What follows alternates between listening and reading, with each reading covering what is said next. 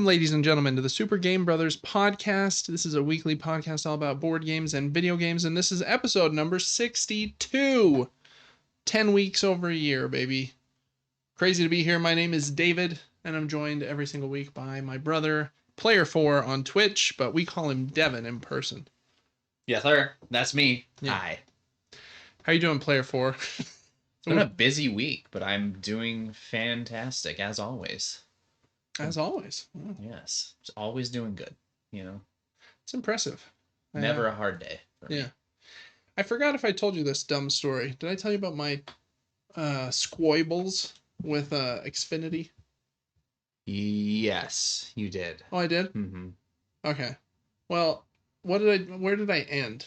Because I've got probably an update to the story. Yeah. Just they couldn't help you with anything, and you just went back to the basics, sent a phone back to them. You're right. Okay. Yeah, so almost just about there. Recap for the listeners. Get an email. Email says, cool, you can have a new phone. If you, and we'll give you an $830 credit for a free new iPhone 16. As long as you upgrade one of your plans to a premium unlimited. And I was like, cool, that sounds great. Chat in with them. They're like, yes, you qualify. Here's the phone. Here's the order. They submit the order. He says, oh, wait, I just checked. You're not eligible for this promo. I'm like, okay, that's fine. Can you just cancel the order then? Sorry, I can't cancel this order. You'll have to call customer service. I go, all right, you're helpless. Call customer service. And they're like, oh, let us check. Maybe you are eligible for the promo. Takes them like 10 minutes. They double check that. Nope, he was right. You're not. Let us see if we can cancel the order. Oh, sorry, we can't either. The phone just shipped. I'm like, this has only been like 15 minutes. You tell me you already shipped this phone? And they're like, they're on it. When you get it, give us a call back. We'll refund you, send it back, send you a shipping label, all that stuff. So I call on Tuesday when the phone shows up and explain the situation to the lady. And she's like, all right, yeah, I can get that done. On the phone with her for about 15 minutes and a lot of holding. But she says, okay, I got that figured out. The order is going to be returned. You should get a shipping label in your email within the hour. And just send it in the next couple of days and you're good to go. And I was like, okay, cool. That was 6-ish days ago. No shipping label.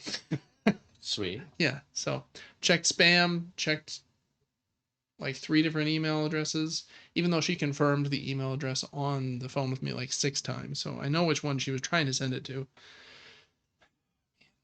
I just don't get how people are so bad at their jobs.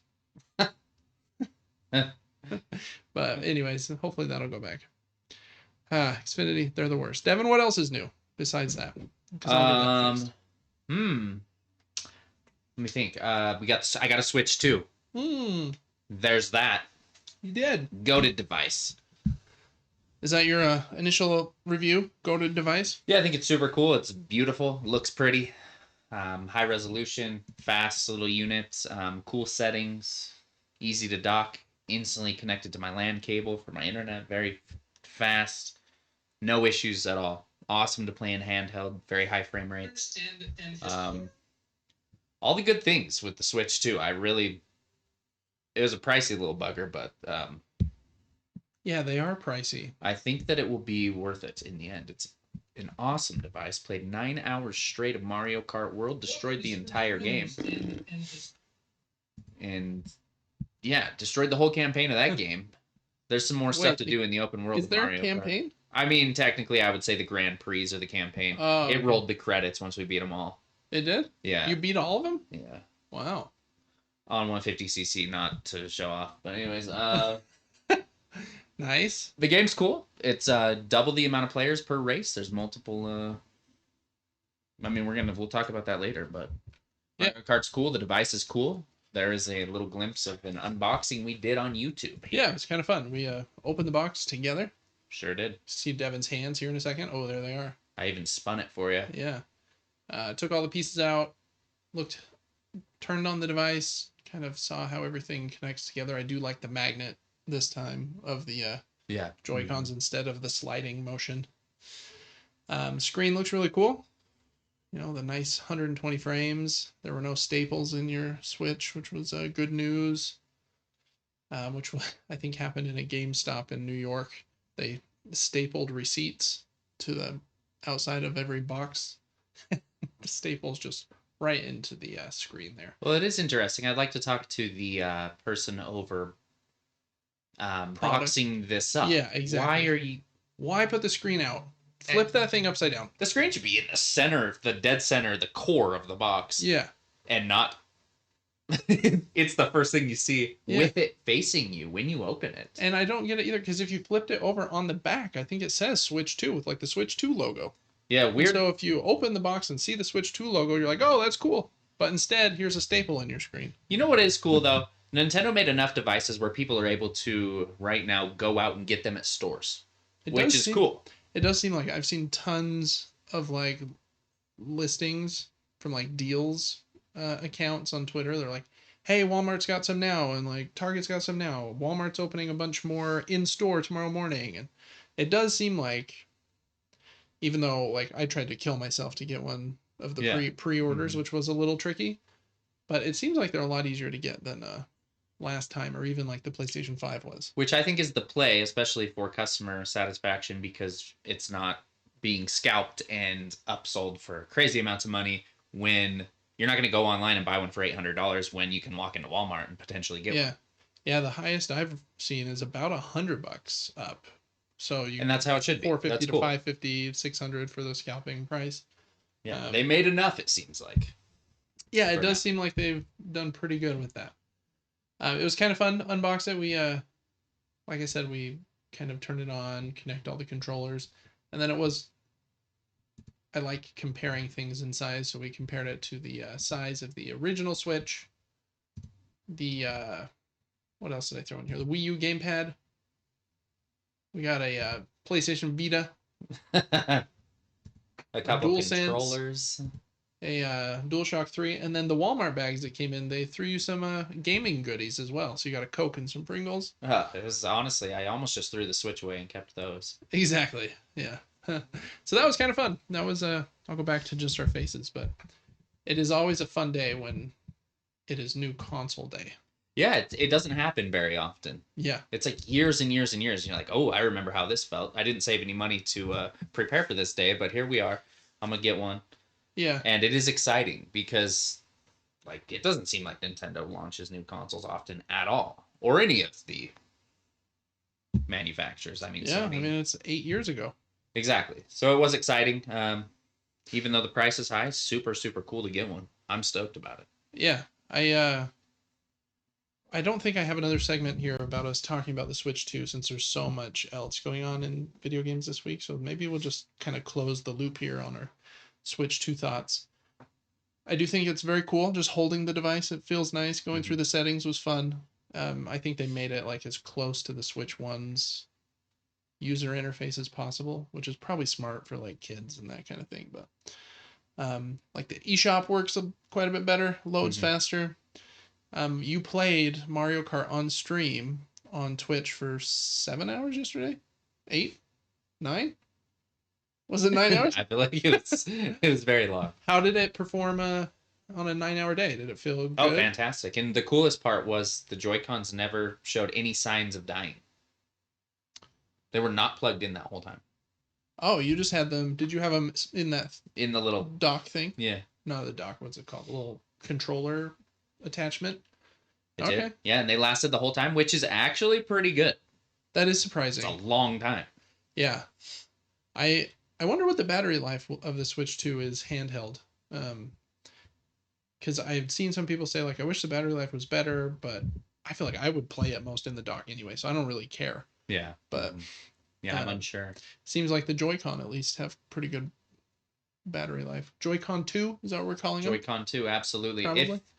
If you are here to hear any negative things about the Switch 2, I would have 2 complaints. Number one, and it all has to do with the analogs.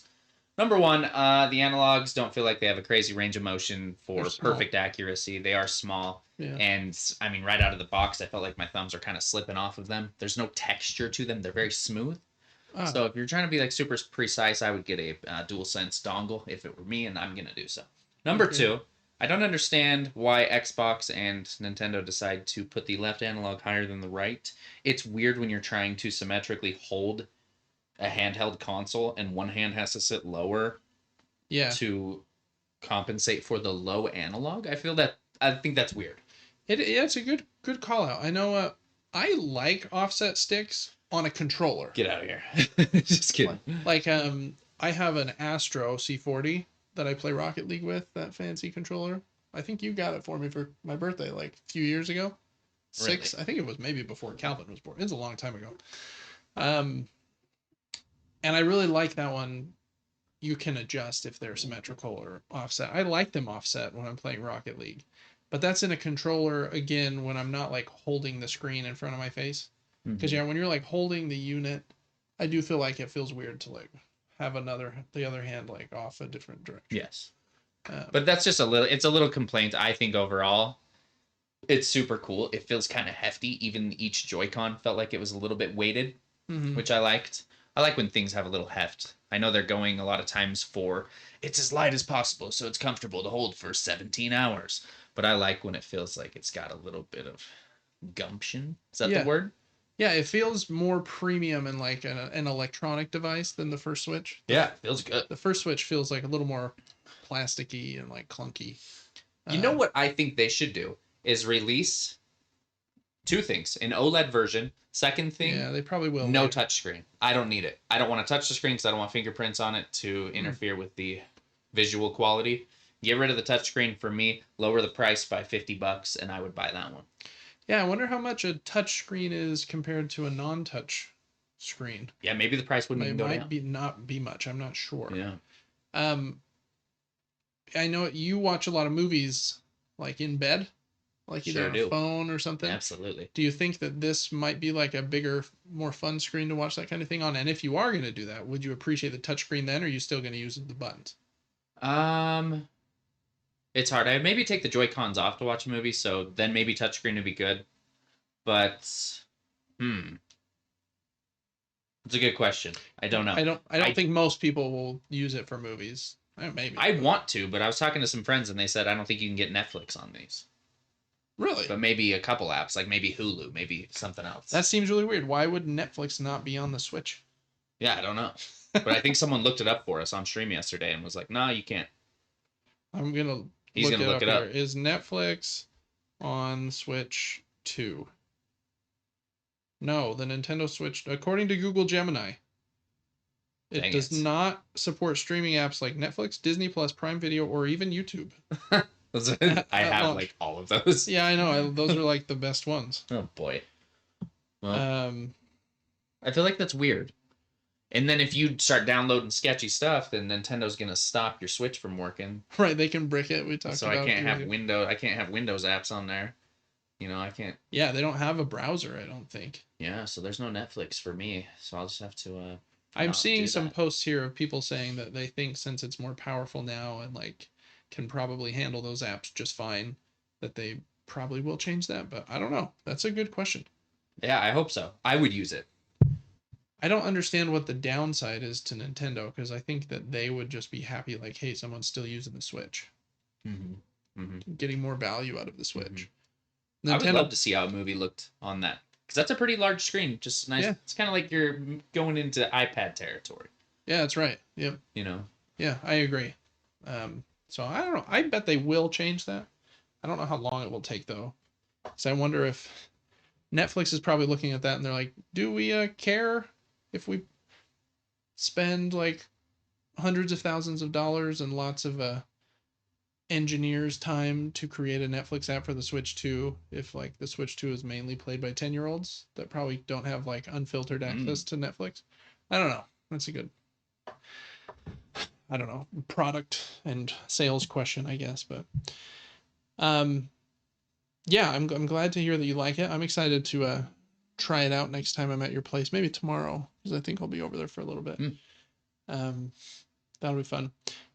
I do think the other downside, just for me, like looking in, Mario Kart looks awesome, but I like playing Mario Kart kind of in spurts. It's not like you played for 9 hours yesterday, and I think that's rare. I think like people have some friends over, play for an hour, and then, yeah, you know, play for an hour again in a week or something. There's a little more to do because there's an open world part of the game, but Yeah. as you dive in, you'll realize I don't think there's that much to do in the open world. It's fun. If you're with friends, sure, it's cool. You can see each other and you're just hanging out in the forest in your cars. Yeah, Like, because that's you can cool. explore together, right? Yeah, and you Yeah, can just that's casually kinda go cool. slow and do that. But I agree with you. I played it for a long time yesterday, and I was like, I'm ready to go see if I can finish Dark Souls now. Yeah, yeah, exactly.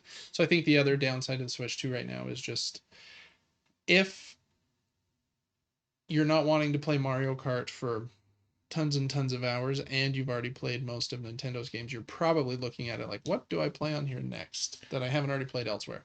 Yeah. There's quite a few games. I made a list here, Devin, because I was curious like what your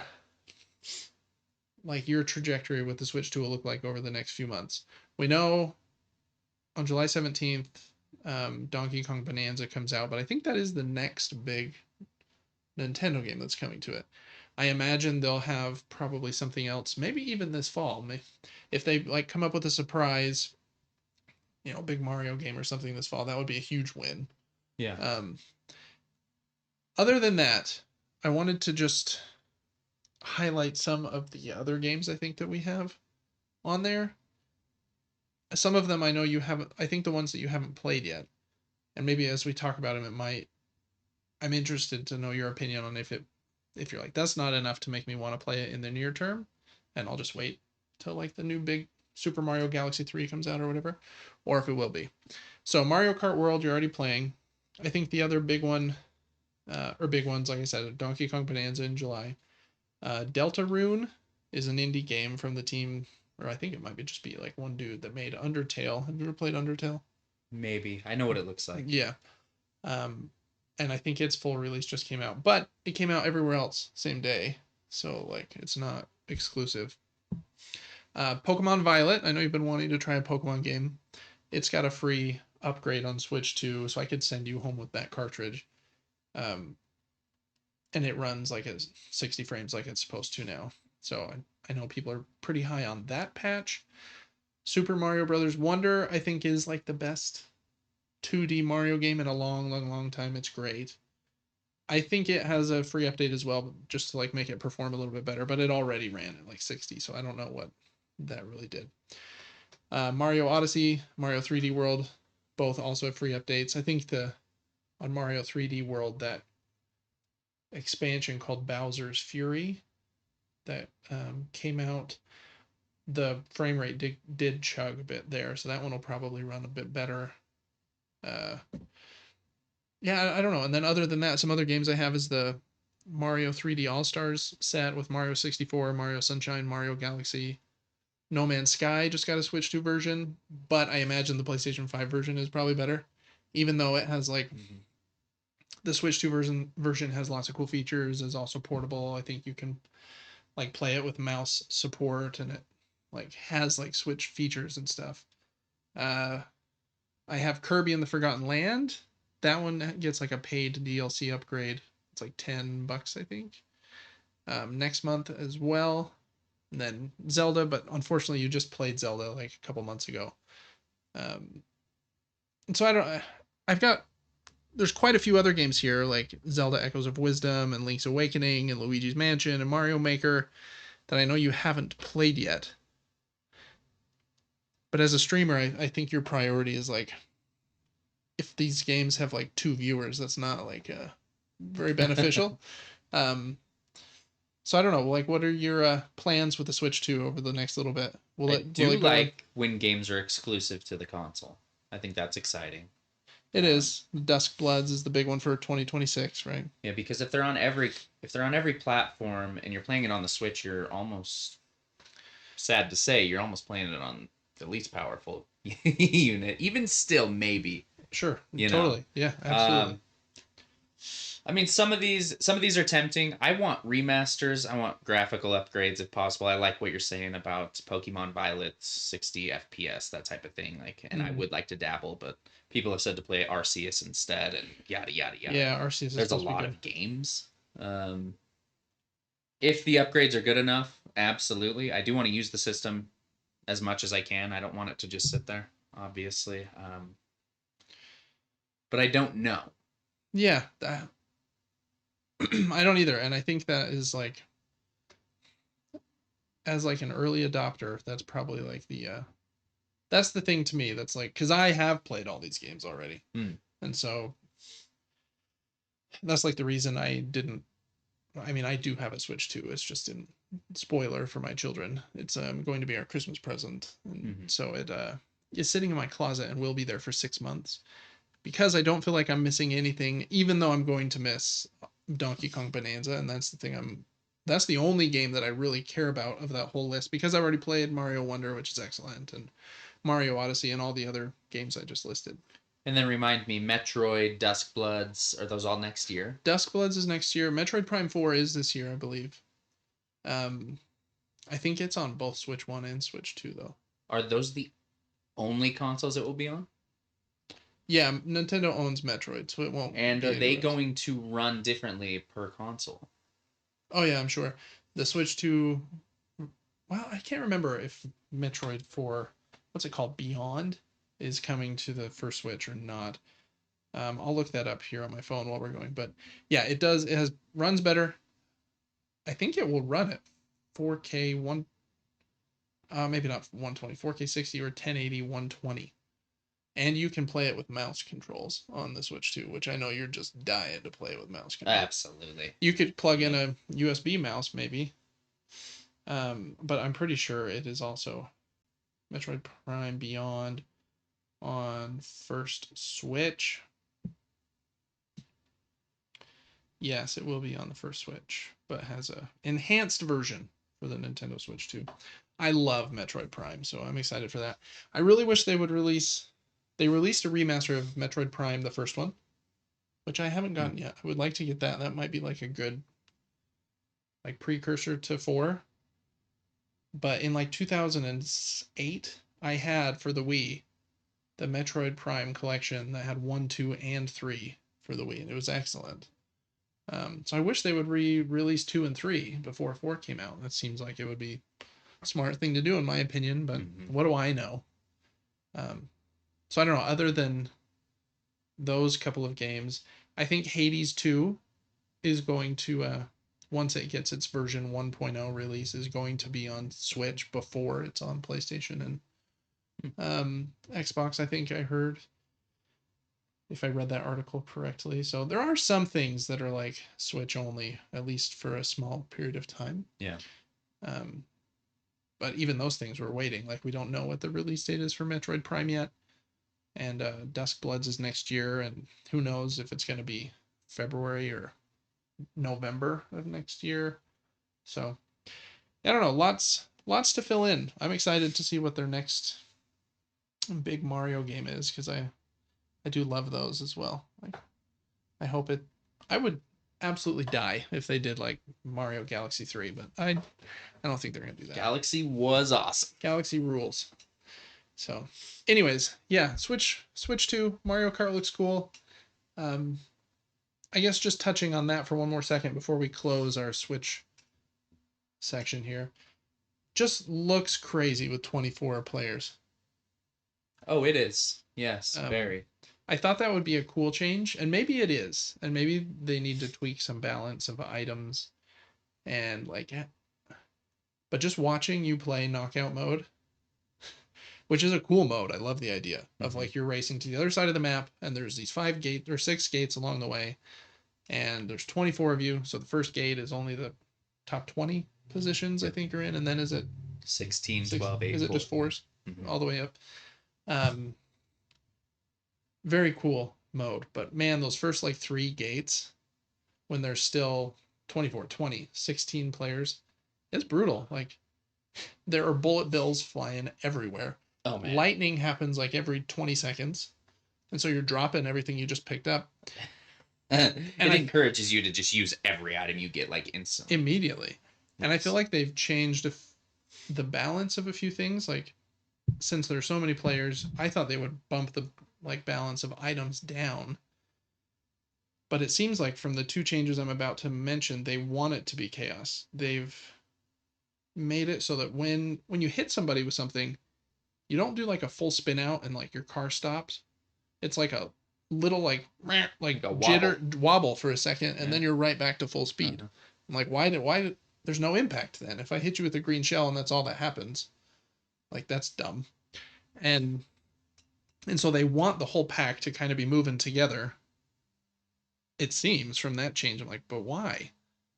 I want the spread. Anyways, and then the other change is when you go over an item box, man, just even though there's like 7 or 8, 9 of them in a row, as soon as you go over it, the next one is popping up like within half a second. So you can just follow like right behind someone on the double, and you're gonna hit the next double. Yep. And I'm like, why? Like, I don't understand why they wanted so many items. Yeah, it's in a weird state of balance right now. Like you said, no one ever takes the lead in that game. The first placeman is 20 feet in front of second, and second is 20 feet in front of everyone else. Yeah, it doesn't, and so it doesn't feel like that mode has any strategic value. It's like, okay, I lucked out and didn't get hit by as many shells as the guy in second place, so I won.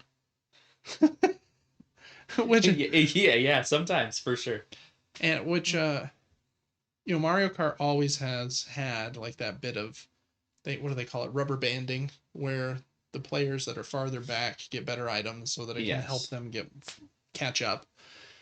And then blue shell and things that punish the people that are at the front of the pack and pulls them back, kind of pulling everyone back to center. But this seems the most extreme rubber banding, where everyone is just kind of forced together. It's chaos.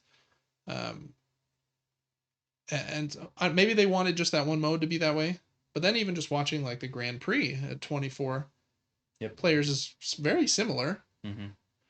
When you played against the just the computer players is when it seemed the most like peaceful and like strategic racing, which is what I like from Mario Kart. Not that I played at the highest level, but like I want to drift around this corner and not have my drift just destroyed by 7 items. So I don't know. I think that's a weird change, to be honest. Yeah, I don't mind being destroyed a couple times, but a little less often. Yeah. They're going to need to tweak it. I think they'll get a lot of complaints of like, it's almost unplayable. Yeah. It's just, I was comparing it to Dark Souls yesterday because it's just like constant getting defeated by things. If you get hit by one thing, you get hit by 7 things. Yeah. It's insane. Yeah. You'll go from 3rd place to 21st in 2 seconds. Which is nuts. Oh, yeah. And again, maybe that's what they wanted for that mode, but I don't feel like they have the mode that's for like the person that wants to have a good race.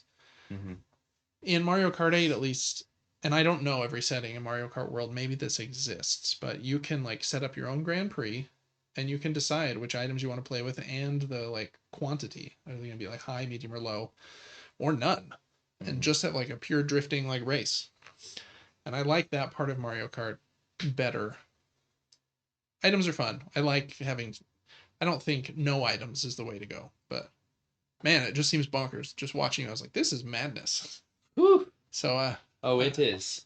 I was very, I don't know if turned off is the right word, but I think Mario Kart 8 has a good balance of it where like, yeah, there's items, and even they have that fancy item in Mario Kart 8 that is like the infinity symbol that gives you 8 items at once. Oh, wow. They like rotate around you and it's like, yeah, all 8 items. I'm like, there's a bit of chaos there for sure, but it seems more manageable for whatever reason. So I wonder what their feedback will be like and how they'll change it. With Mario Kart 8, they added like a bunch of content post launch with, I think they doubled the amount of tracks from 48 to 96 and new characters and stuff. And so they're going to have a lot of extra content for this game. So I hope they do some more modes, maybe add some more settings tweaks. Maybe in the lobby you can like vote for how crazy do we want the items to be in this knockout. Do we want it to be medium, or because you can vote on the stage, right? And everyone votes and it randomly chooses one. Be cool to be able to vote on that. Like, I want them low. Be a great move. Yeah. Agreed. And it just changes per match. Because then if it is like a group of 24 that want it to be crazy chaos, leave it high. But I do think that low would be like what I would want most of the time. 100%. I agree.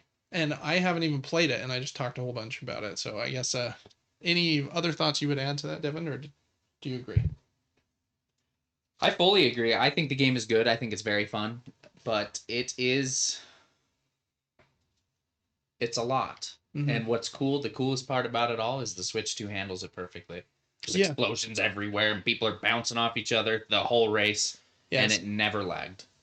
Definitely got that Nintendo like high quality to it. Like characters like when you drive past someone like Luigi's like looking at you and like, they turn the steering wheel and like shells are flying, and they've done a good job with like directional animations. Like if you accidentally skim a car on your left side, your left wheel kind of takes up off the ground without fully flipping you and stopping you. You'll just kind of get off balance for a second. That type of stuff. Super cool. Yeah. Even that though, I saw that a few times. People run right into a head-on car where you would think they would crash, spin out, and then need to catch up to the group. But no, they just kind of wobble for a second. They're still going. Even direct impact. Yeah. And I'm like, what is going on? So I don't know. We'll see how that morphs. My guess is they won't change those things. And they'll just say like, yeah, if it's not like skill based enough for you, go play Gran Turismo or whatever. But or just stick to time trials by yourself without friends. Right. And I'm like, that's like, I feel like there should be a middle here.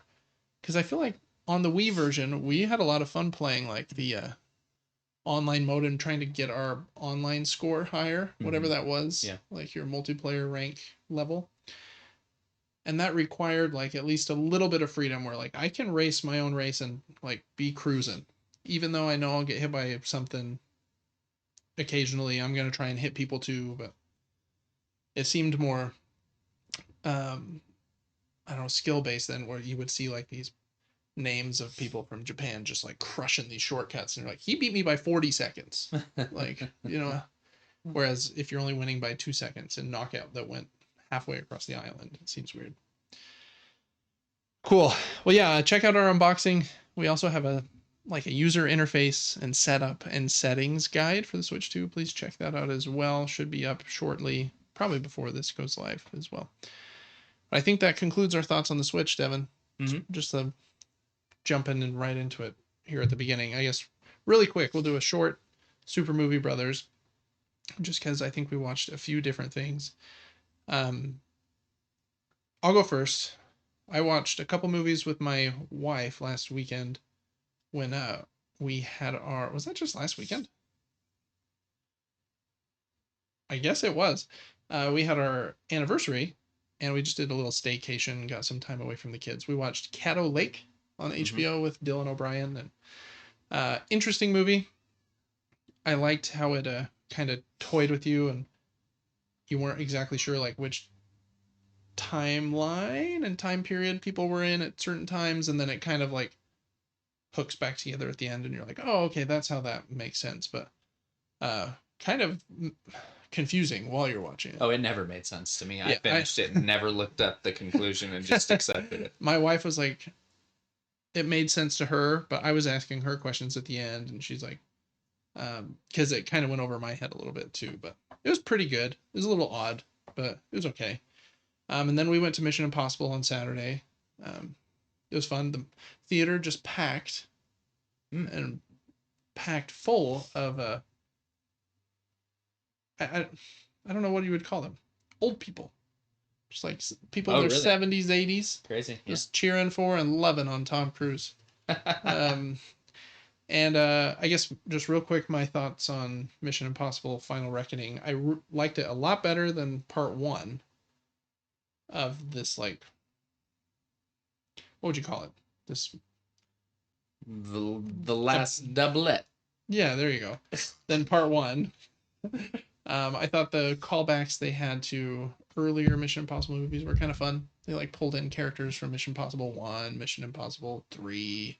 The Rabbit's Foot was like just cameos, right? Or were they actually cameos? And then some of the characters were actually pretty prominent, like the dude that was married to kind of like the Inuit lady, or like the Alaskan lady or whatever. The dude that was married to her was the CIA agent from Mission Impossible 1. Oh, right. It touched back on there. Fell down. Yep. So some of those tiebacks were cool, and they had a lot of those kinds of things, because it seems like this is probably Tom Cruise's last That's my assumption. Yeah, that's what it seemed like. The big set piece scenes were one of them inside like a submarine. Coolest part of the movie to me. Very cool. Like, Yes. I was surprised at how long that sequence was. Oh my goodness. Quiet, same. long, creepy down there. Full just The rotations. thing's like rolling while he's in it. Yeah. Yeah.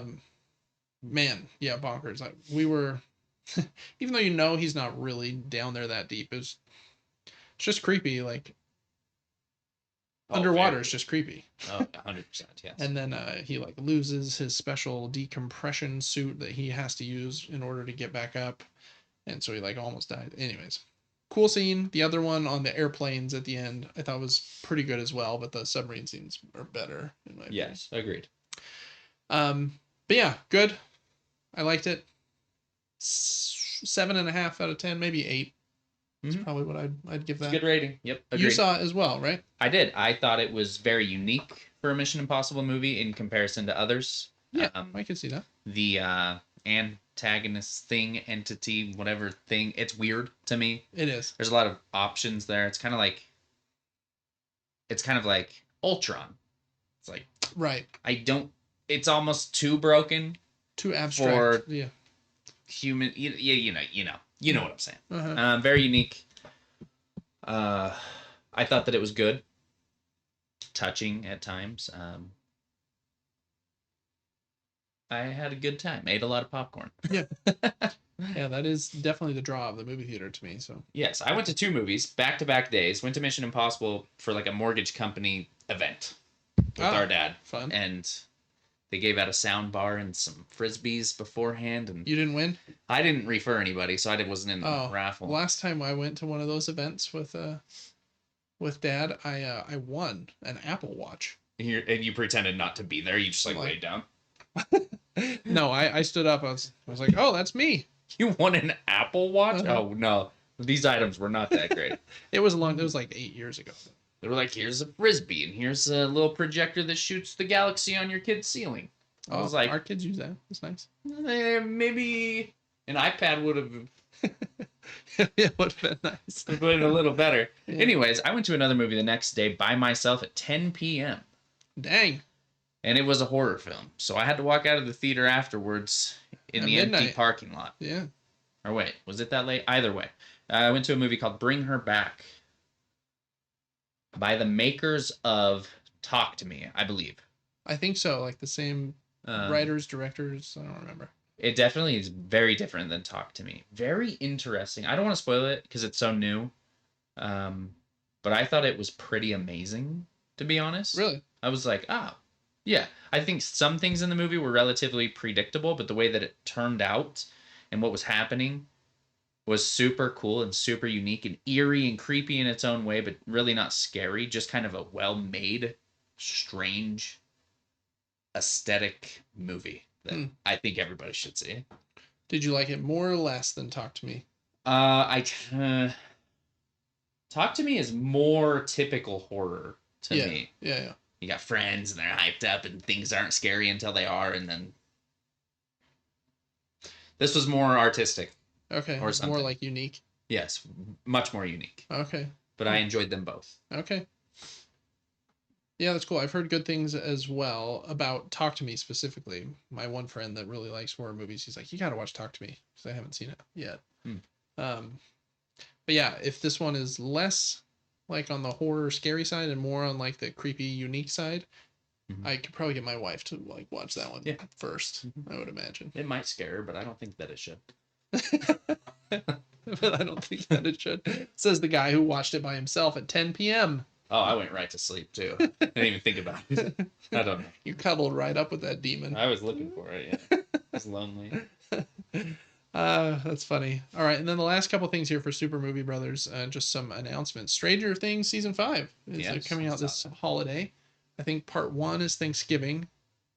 Or I think they call them volumes. Volume 1 is Thanksgiving. Volume 2 is Christmas. And then the finale, since I think this is the last season, is New Year's Day. So they're kind of having a boom, boom, boom. It's a bold approach to me because it's like, hey, left you with a bunch of cliffhangers for a long time, and guess what? This last season, it's going to be full of cliffhangers because you're going to get a month gap here and then a And then not so much of a gap between 2 to 3, it Yeah. sounds like, but it is interesting. I think they did the same thing with season 4 in 2 volumes with like I don't remember month that. gap. Interesting. I'm pretty sure. I did not know. And so I think they probably like how that helped their bottom line when they're like, hey, we can get these people to sign up for 1 month to watch Stranger Things, or split it in volumes. We'll get them to sign up for 2 months. I said we split this episode into 4 volumes. That's true. The one piece will come out every year. You need to stay subscribed for a year. Yes. So, I'm excited for that. I like Stranger Things. Most of the cast is like quite a bit older now. Oh yeah, they're all adults. Yeah, it's kind of funny, but that's definitely been like Netflix's biggest mass market thing. So it is fun. It's a cool like retro Goonies kind of vibe. Oh yeah, I in the love 80s it. or whatever. Yeah. It's the vibe is like excellent. So hopefully it's good. And then Blumhouse announced that they're making a new movie based on a video game. Devin, Blumhouse, if they were going to make a movie from a video game, what would you think? It's a very popular one. Probably Resident Evil. Nope. It came out in probably the last 5 years. It's like an smaller kind of indie style horror game. Probably. Kind of, I say horror, but you play it with a group of people. Probably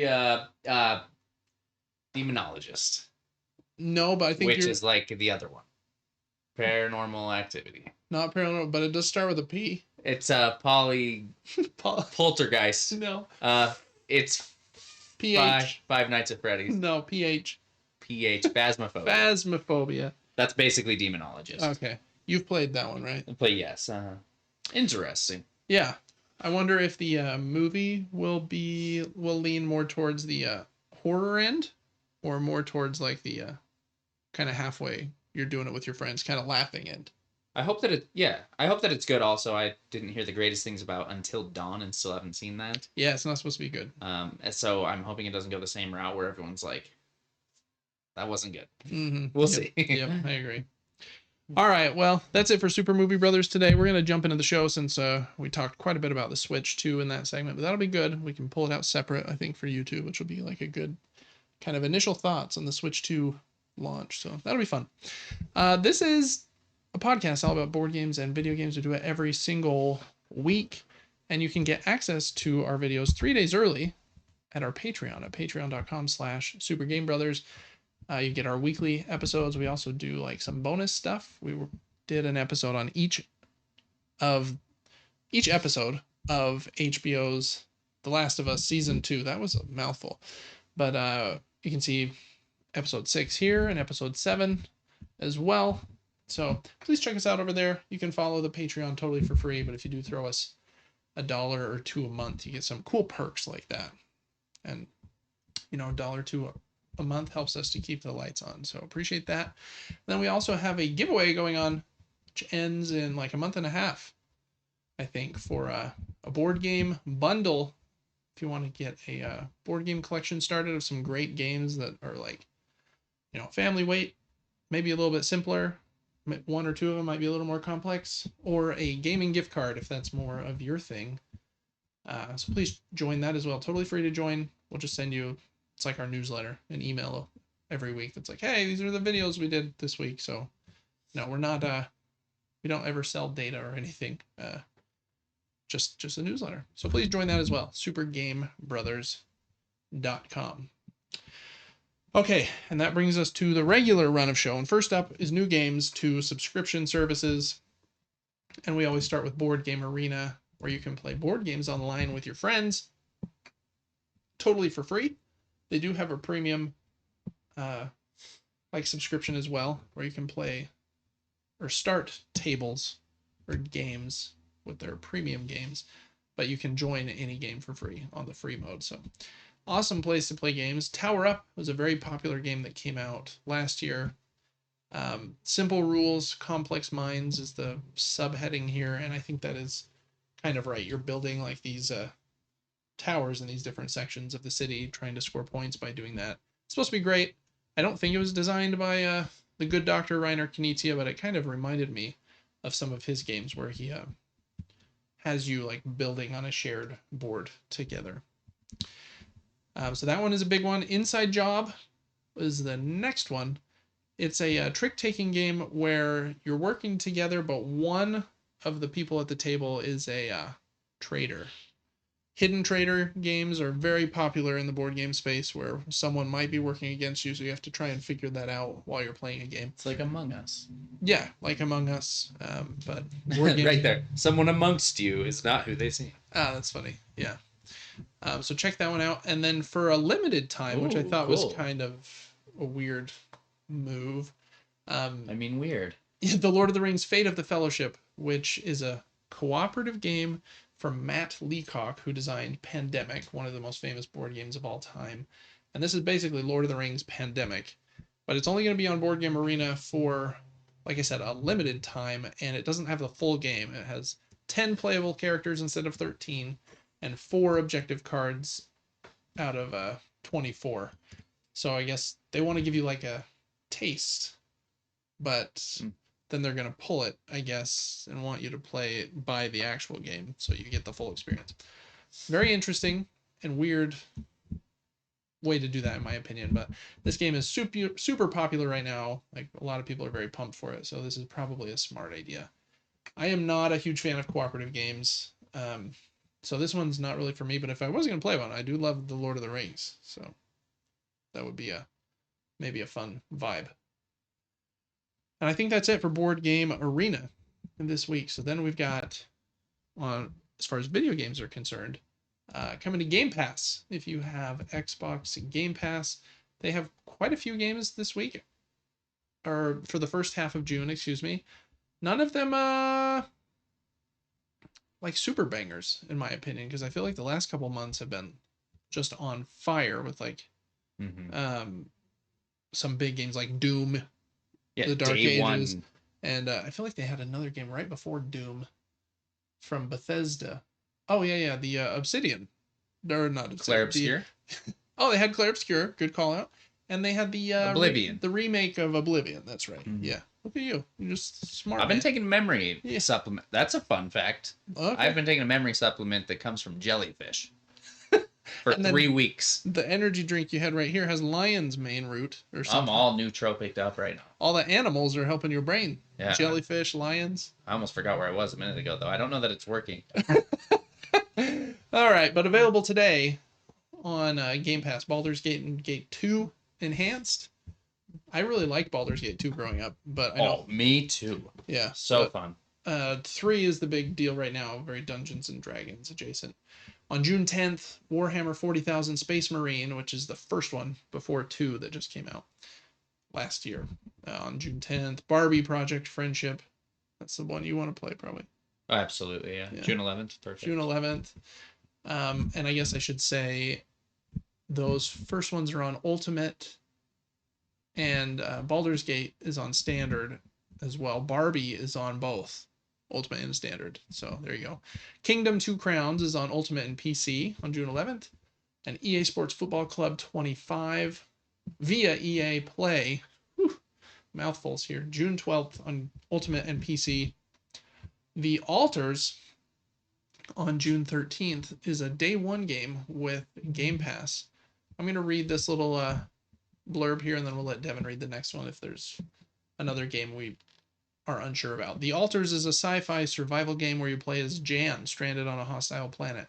Create alternate versions of yourself, each shaped by different life choices, to survive, gather resources, and navigate deep moral dilemmas. Your past becomes your crew in this unique sci-fi survival.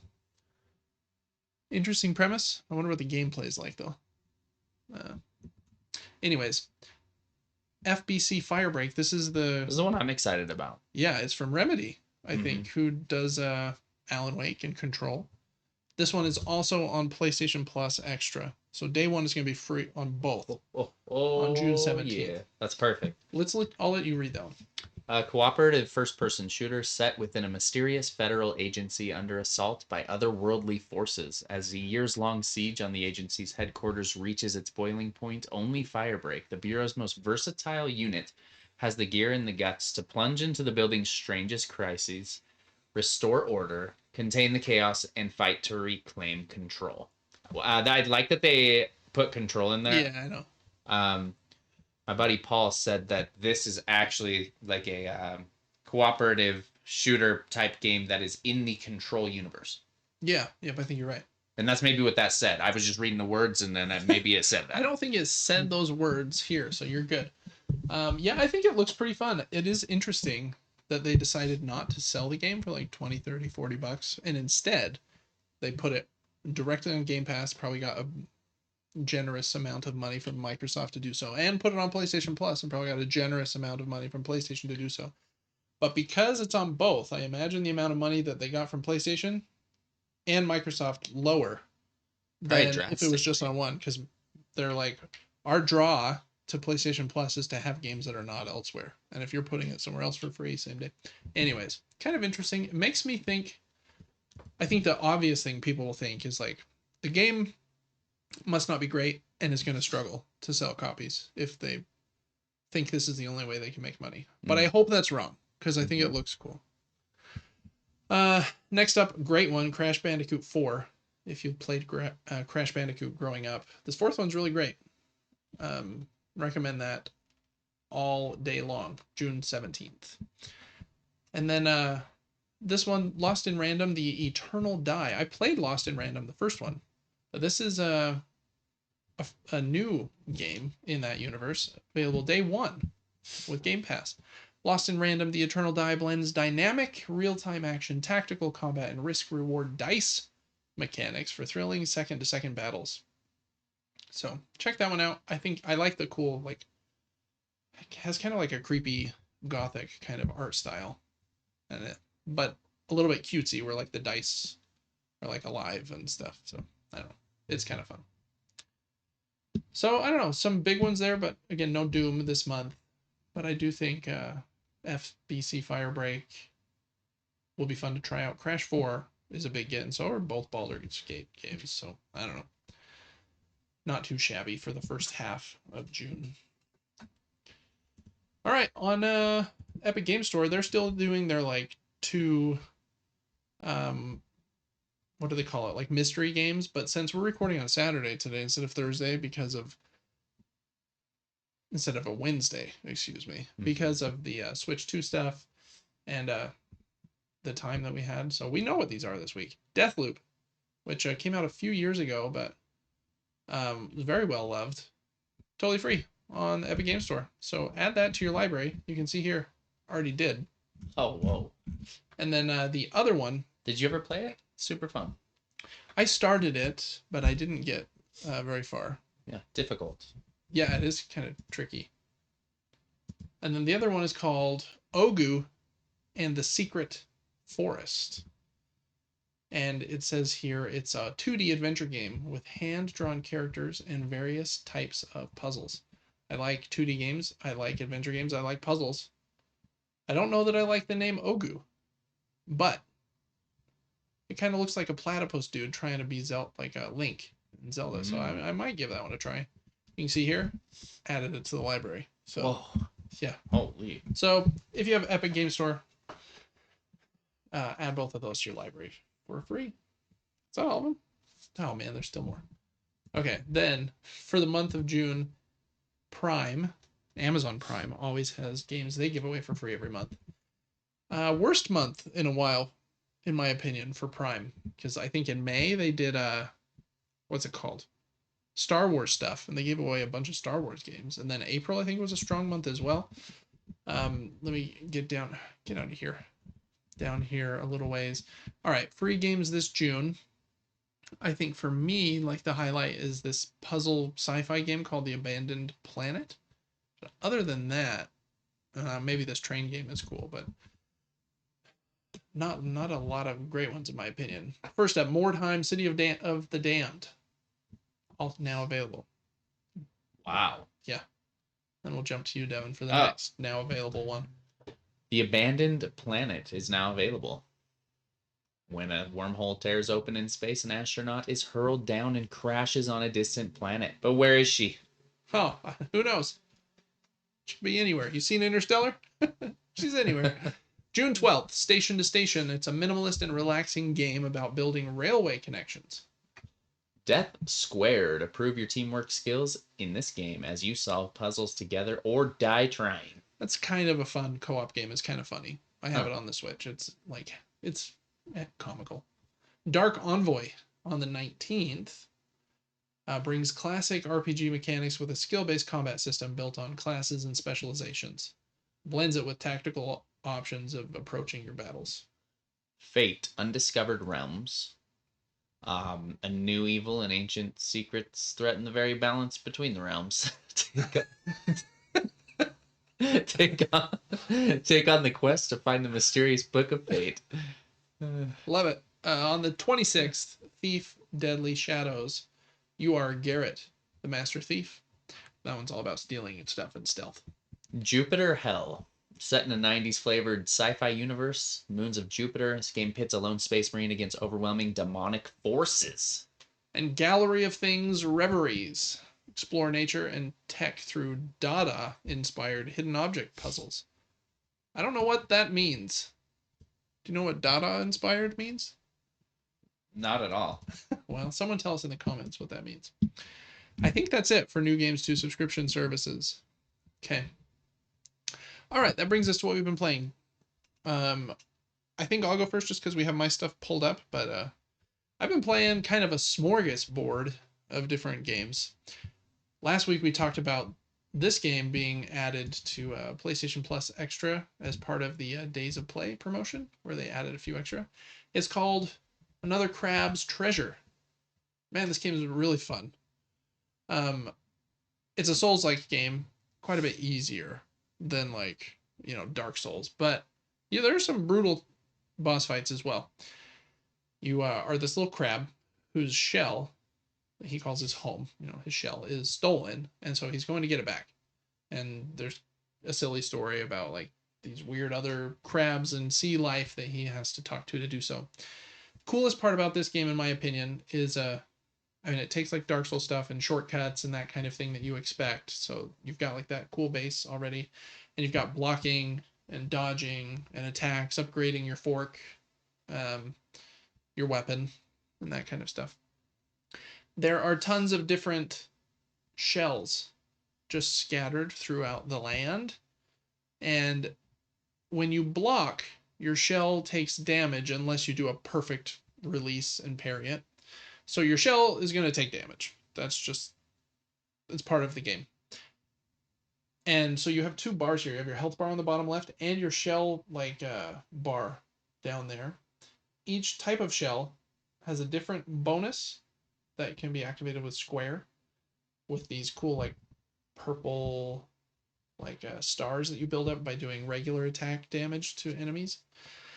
So this one, he's in a soda can right now, and he does it's called Fizzle or something, and it shoots fizzle bubbles out that heat seek to enemies. One of my favorites is an ice cream cone, and it does freeze, which slows down all the enemies around you. So each of the shells has different stats. This shell does 30 defense. That's how much defense health it has before it breaks. When your shell breaks, you're ultra vulnerable until you find another one. But they're kind of all over the place, so you'll generally find one. And I think there's 80 different shells in the game. So you're constantly popping between these different shells. This one does freeze, and then you can learn these extra strong attacks with R2 and stuff. And I think because of the shell swapping mechanism, which is really fun. One of them, sushi, and when you push square, you take a bite out of the shell, and it heals you, but it takes the health of the shell down a little bit. So that one's fun. I can't remember what. One of them's a coffee mug, and it you take a little shot of caffeine. It makes you really fast for a few seconds. So they're all different and silly and kind of based on what the item is. And then you're finding these special purple crystals that will let you go to the permanent upgrade tree, skill tree, and upgrade stuff. So pleasantly surprised with this game. It's very fun. So it's probably more David's level of Souls-like game than Devin's been just pounding Dark Souls with a character that's not wearing any armor, and here I am, I'm struggling against these crabs. So I don't know, I'd recommend this if you like Souls-like games. It's not as far as like the story is concerned and like perfect precision combat, it's not like on From's level or anything. But I really like it. I really like the shell swapping mechanism. Like, just so fun to. You don't have to even go into a menu and like switch your weapon to do something different into attack. It's like, oh, I see the bottle cap over there. I like that special. I'm gonna run over there, swap shells real quick. You can just swap on the sprint. Yeah, it's nice to not You have like to sprint pause. and you're just pushing triangle as you're sprinting, and you'll hop right into it, and so it like changes the gameplay up from second to second. So really like that. So another Crab's Treasure, very cool. Next game, not quite so hot on. And I'm bummed about it because I was hoping to be. It's Thank Goodness You're Here. Love the art style, and like the fun and comical vibe it's going for. It's a comedy game that was published, I think, by Panic, who did like the Playdate, that little yellow device I have, and they do some other games as well. I think the reason I beat this game. I'm done with it. I almost got the platinum, but there were a couple like missable things I didn't quite get to, and I'd need to go back, and I don't want to do it. I think it's too British for me. It's like it's set in I don't even remember exactly where, but somewhere in I think Britain, and like the jokes are very British, I believe. Very weird, some of them. And I was just bummed that in like a comedy game, I don't feel like I ever really laughed. Like there were some puns I was like, oh, that was kind of clever. And some scenes that I was like, that was a dark place for that scene to go, and kind of like silly. But I feel like maybe as an American, I just didn't quite get the vibe. Understandable. I watched you play it a little bit, and I was very lost. Yeah. As far as like, and if the comedy's not hitting in this game, there's really not much else to the game, because all you can do is move your character, jump, and then you push square to smack things, which is how you interact with things. And so it's kind of fun to just jump around, smack every object, see what happens, and see what people say when you do stuff. But I don't know, it's like it probably took me 3 hours to finish it. And I guess I'm glad I finished it. But again, I just wanted to laugh. I wanted it to be funny. There were like some moments where like a dude's naked all of a sudden. I'm just like, what is going on? It's rated M. And it's like surprisingly dark at moments too, which is like my kind of humor. I love like a dark humor. Mm-hmm. But it also, I think it was just too British for me. Not, I lived in Europe for a couple of years. I really like that kind of vibe, but I just don't think that I fully understand the culture like as well. Very cool vibes, like it changes to this cool old-timey feel in like menus and like some cutscenes and stuff that's like live action, and then it goes back to the cartoon vibe. But so I don't know, a miss for David, but I did finish it. I just wanted to see it through. Not very long game. And then I started a puzzle game called Lorelie. And the laser eyes. I know what this is eyes. kind of for some reason. It's by Annapurna, and I really like the games they make.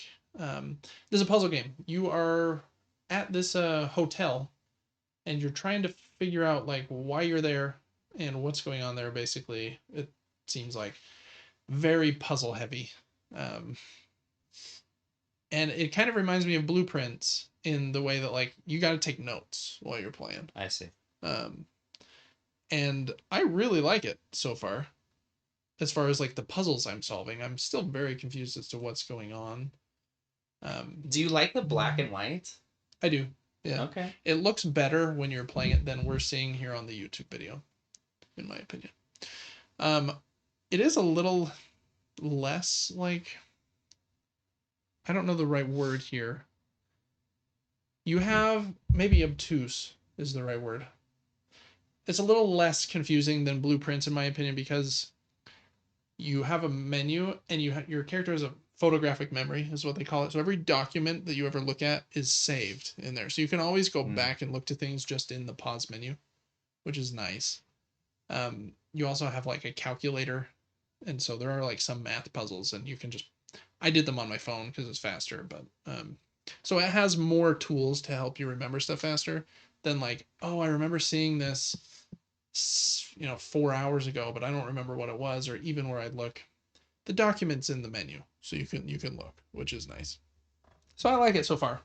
We'll see if it hits the highs of Blueprints, because Blueprints was really great, but it's cool. I don't know they have a ton else to say about it right now, but it's good. Well, I played a couple games. Yeah, you already kind of briefed us on Mario Kart. So Yeah, we've gone over Mario Kart. I continued Alan Wake 2, and I just sent it to you, and it didn't go to you. It's all right. I really like Alan Wake 2 for what it is. It's very creative. It's very random. Since we have the DLC, there's watching you play, I was surprised at how beautiful the graphics are. Like, it's a very pretty game. Very pretty and very unique. We were like this chick, and she worked in like the coffee place, and then all of a sudden she had shotguns in the back where you thought the plates would be in the bar, and all of a sudden we're outside and all these zombies are chasing us, but it's like fun.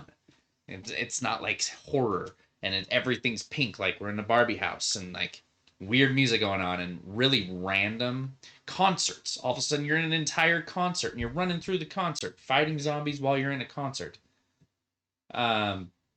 The puzzles are very difficult. If you're not fully searching the game, very hard to find the hints you need to continue. Without chat or YouTube or something, we wouldn't have got through specific sections, or it would have taken a lot longer. Okay. Very difficult to play. There's a lot of putting every hint you find in the game. You're going to continuously find hints the entire time you're in the game, photographs, and you're putting them on the wall. I'm excited for that. You're like connecting like the crime pieces together, it seemed like. Yeah, for me it's a little bit excessive. It's like every 5 minutes I need to go back into that room and put more pieces up, and I'm like, what was here and here? But it helps you tremendously. If you're ever lost, just go back to your board and you can kind of find your way through. Okay. Super creative game. The combat is fun, a little bit clunky like Resident Evil, but not as clunky. It's easy to understand. The game is pretty. I didn't know they were going to do the same kind of flashlight vibe, but you do a lot of that. It's one of my least favorite parts of the game. I think that it's cool because it's eerie and kind of feels like Alan Wake 1, but it's overused in some sections. It's like, do I really need to hold this flashlight on this enemy for 9 seconds to make just one of them disappear when there's 36 more behind him? You know? Interesting. It's not perfect. It's very difficult. You really want to immerse yourself in it. Probably not take breaks and play other games so you can remember stuff and really use your hint board and try to find upgrades and search corners, because every time you search a place, you'll get manuscripts which help to increase your gun's potential and that type of thing. It's cool. It's not my favorite game, but it's kind of like Silent Hill 2 to me. It's unique in its own way, fun in its own way, but not my favorite game. Yeah. Do you wish it was creepier, or do you wish the gunplay was better? What are like the things you wish? I don't love the enemies that much. I don't like that they have just like this like fog around them, and you have to outshine the fog with your flashlight. Yeah. I just want to shoot the stuff. Yeah. Kind of. Yeah. And their thing isn't really like focusing so much on the enemies. It's what are all these hints? And then at random times, let's just scare the crap out of you with a random instant jump scare over the screen. Oh, really? Constantly. Huh. Oh man, there was one section, it was like every 3 minutes. Just I was like, bro, stop it. Wow. I almost fell out of my chair multiple times. I like when something's scary, not when it's forcing itself to scare you. Yeah, I'm generally like a fan of like the sense of dread more than like the jump scare. Yeah, the jump scares are just out of control. I mean, it's basically, not to hate on the game, but it's basically Flashlight Simulator. A lot of clues all the time, and then random jump scares that just drive you nuts. But the combat actually feels good. The story's cool. Overall, it's good. We got the deluxe version that has the like DLC packs. I think you played at least one of them, right? At least one. I don't think the concert was one, but maybe. I don't know. What'd you think of the one you did play? The DLC was one of my favorite parts of the game. It was the part where you were the like bartender, and it was goofy and all pink, and so it like changed up the vibe quite a bit. Oh, completely, yes. For like 30 minutes. Okay, cool. It was so random. I'm excited to play it. I want to play the first Alan Wake because I've never played it before I do, so I'm probably quite a ways out from getting to this, but I'm excited to try it. Yeah, I mean, I recommend it. It's just it's a unique type of game for sure. I have friends that said I couldn't get through this. I couldn't understand the puzzles, so I stopped playing. Yeah. Which to each their own. I get Okay. it. The other game that I have been playing besides Mario Kart World is one of the goats. One of the goats of all video games. There it is. Look at him go. Dark Souls Remastered. I didn't know that. I was hesitant to purchase this. I was like, it's the first one. It's going to kind of suck. Yeah. But man, the map design is so clean and so good. It's exactly FromSoft to a T. It's like, oh, that ladder's in a really weird spot. I would have never found it if I didn't pan my camera right here. And it unlocked a secret, which saves me 20 minutes of running. Lovely. Yeah. It's fun to find weapons. There's RNG with drops from killing enemies. So if you continuously die and kill the same enemies, there's a chance of getting better stuff. Yada, yada. Just like any Souls game. It's very dark. Upgrading your character hardly does anything. Your stats hardly play a role. You can choose to parry, use a shield, or just two-hand a weapon. That type of thing. Without guides, I think it would be really hard to see everything.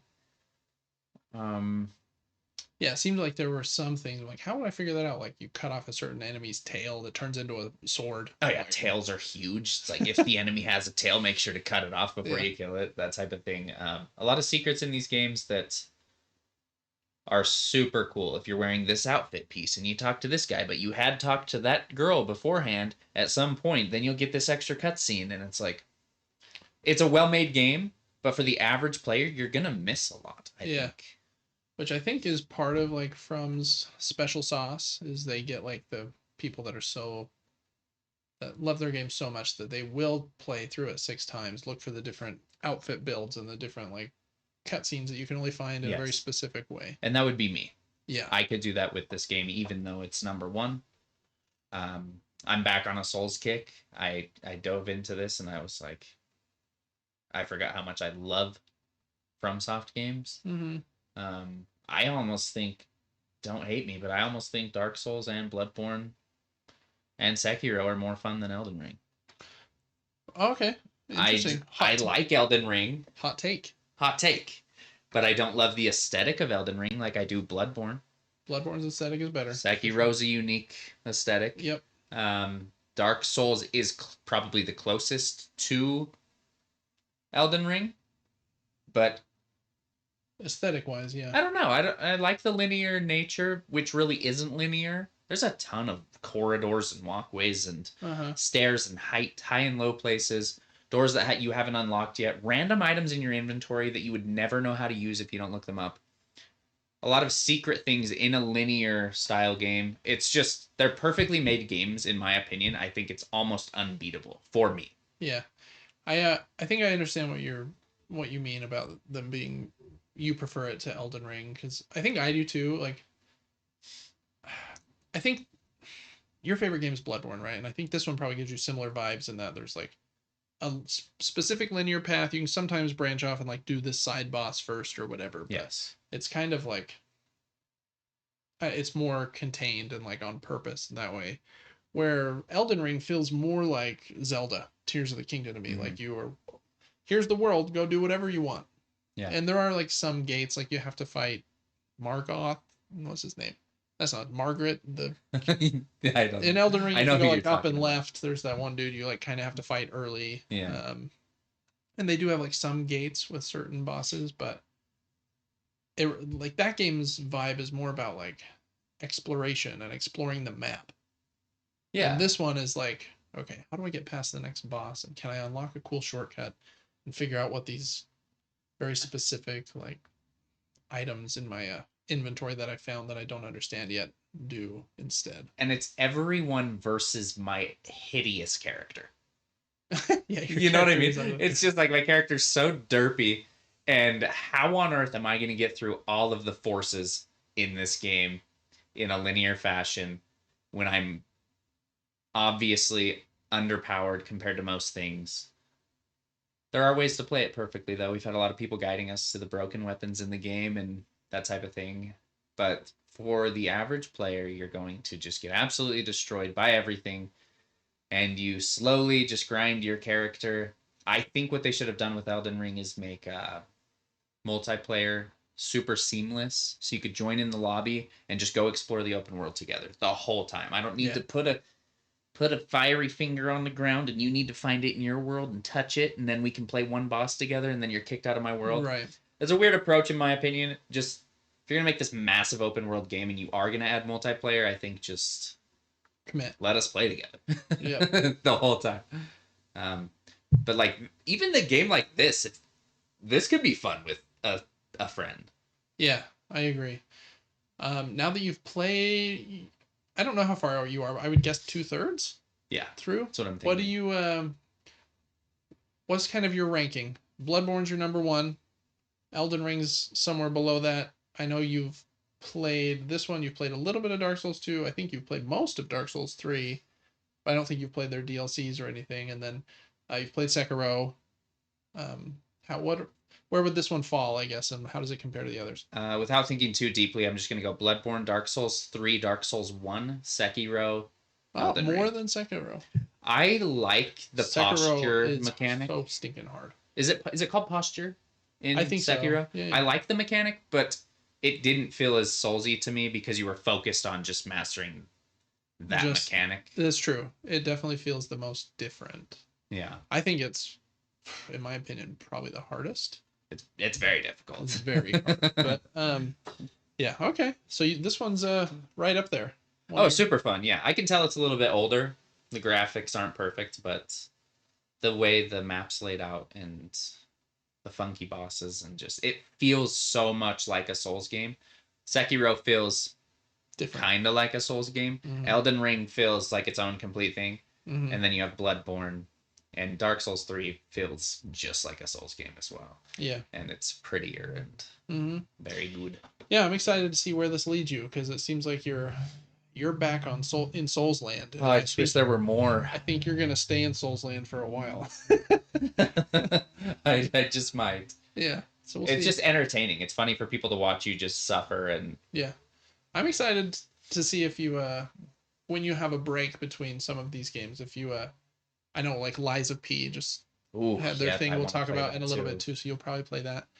I'm excited to see if you like Another Crab's Treasure as like a nice little break between these ones, because I think you'll enjoy it. I think that what's it called, shell mechanic is unique enough that you're like, okay, this feels different, even though it's definitely not as hardcore. But man, I'm probably 7 bosses in, I would say. Some of them tough. It took me 15 tries or something. But that's cool, Devin. You've been playing some good stuff. As far as board games are concerned, I've got one here that I was able to play last week with some neighbors, which was fun. It's called Flutter. I had actually never heard of it, but I wasn't hosting, and they brought and taught the game. And they just got it at a board game shop here locally, I think just a couple of weeks ago. It came out last year. And it's a pretty simple game where you're all building like this combined like a structure in the middle that is full of butterflies and insects and flowers. And on your turn, you put a piece out, and it has to connect with you have to grow something. So you have to like line up the flower piece on the piece you're putting out with the flower piece that's on the board. And if they match in color, then you earn that many of that currency, and you use those petals as currency. So you have like 5 different currencies that you're managing: red petals, yellow petals, blue petals, purple petals, I think was one. So maybe there's 4 colors of petals. But then you have to spend those petals in order to score victory points. And the way you do that is, let's pretend I put a piece here and completely surrounded this yellow butterfly. That yellow butterfly piece has 8 dots on the outside. I would need to pay 8 yellow, because this butterfly is yellow, petals once I have put that piece in to surround it, in order to earn 8 victory points for doing so. If I'm not able to, and I still surround that butterfly, then everyone else scores 4 points. So you have to make sure you have the right currencies before you start enclosing things.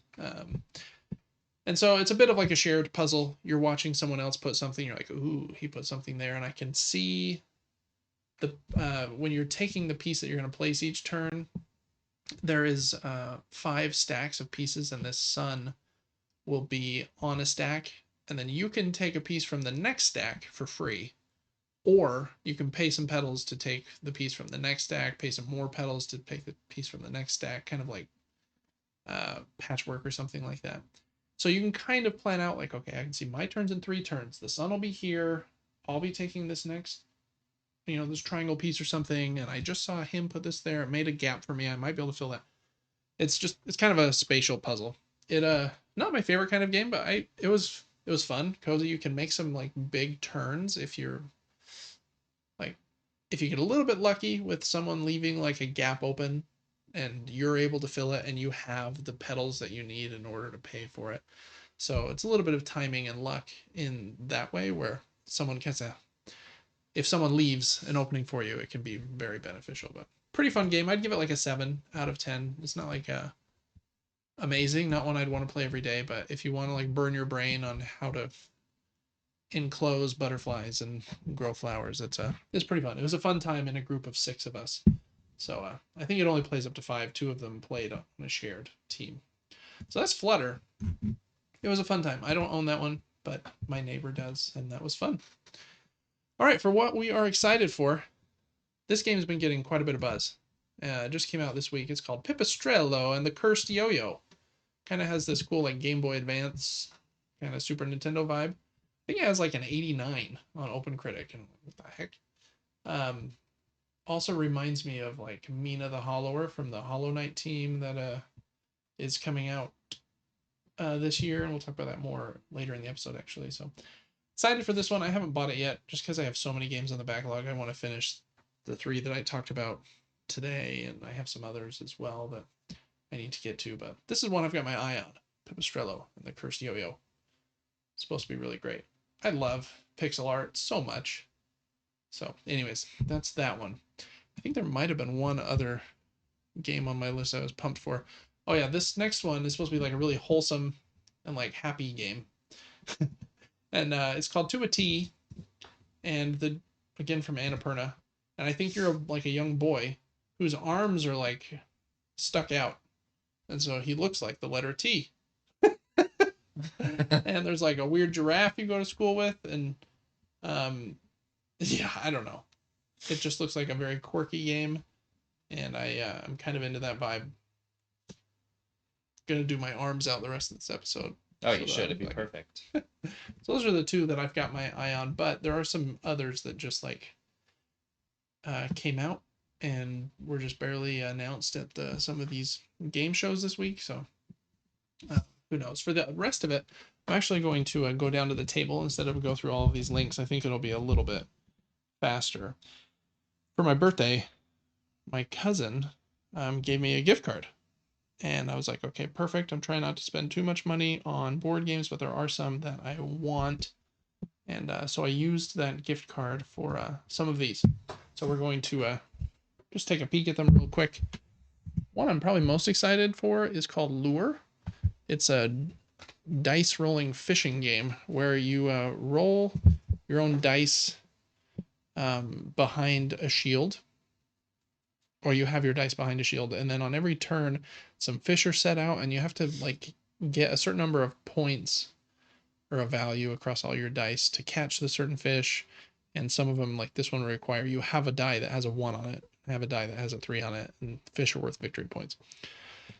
But then everyone takes some dice into their hand and hides them, and then you all reveal them together, and whoever revealed the fewest number of dice gets to fish first for the fish cards that are there. So you want to commit the lowest amount that you can to get to go first, but you want to make sure that when you then commit them and are rolling them, it'll be a high enough value that you'll actually be able to catch them. Yeah. So that's kind of the tension there. It's supposed to be good. Also got the expansion Deep Waters, has some extra dice and fancier deeper water cards as well. Excited for that one. I got 2 mini card games that are supposed to be great. One's called Rainbow. It's supposed to be very simple, but excellent little card game. Same with Prey. Both of these from All Play in their kind of smallest box line. This one is a trick-taking game where you play 6 tricks and then you flip your cards upside down because they have a value on the other side, and you play the next 6 tricks on the other side. So you're trying to play cards effectively to like win tricks with them before they flip over, and then so you're planning with your hand basically, knowing that they're going to flip over. And then this other game, Rumble Nation, has not had an English version for years, and so it's been very hard to find, but it's finally got one this year. It was on sale for a great price. This is supposed to be an excellent game where it's area control. You're trying to get the most of your troops in these certain areas to win points. And the way you do that is you roll dice, 3 of them every turn, and then you use those dice to decide. I think you combine 2 of the dice to make a number, and I think that number is the region that you're going to be assigning them to. And then the other die is how many you get to assign to that region.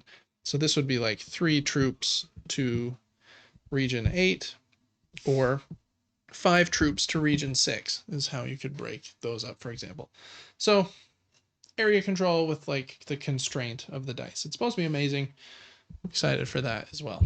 So games and shrink wrap here that I still need to unbox for the YouTube channel, and excited about those. I also have a couple big ones coming.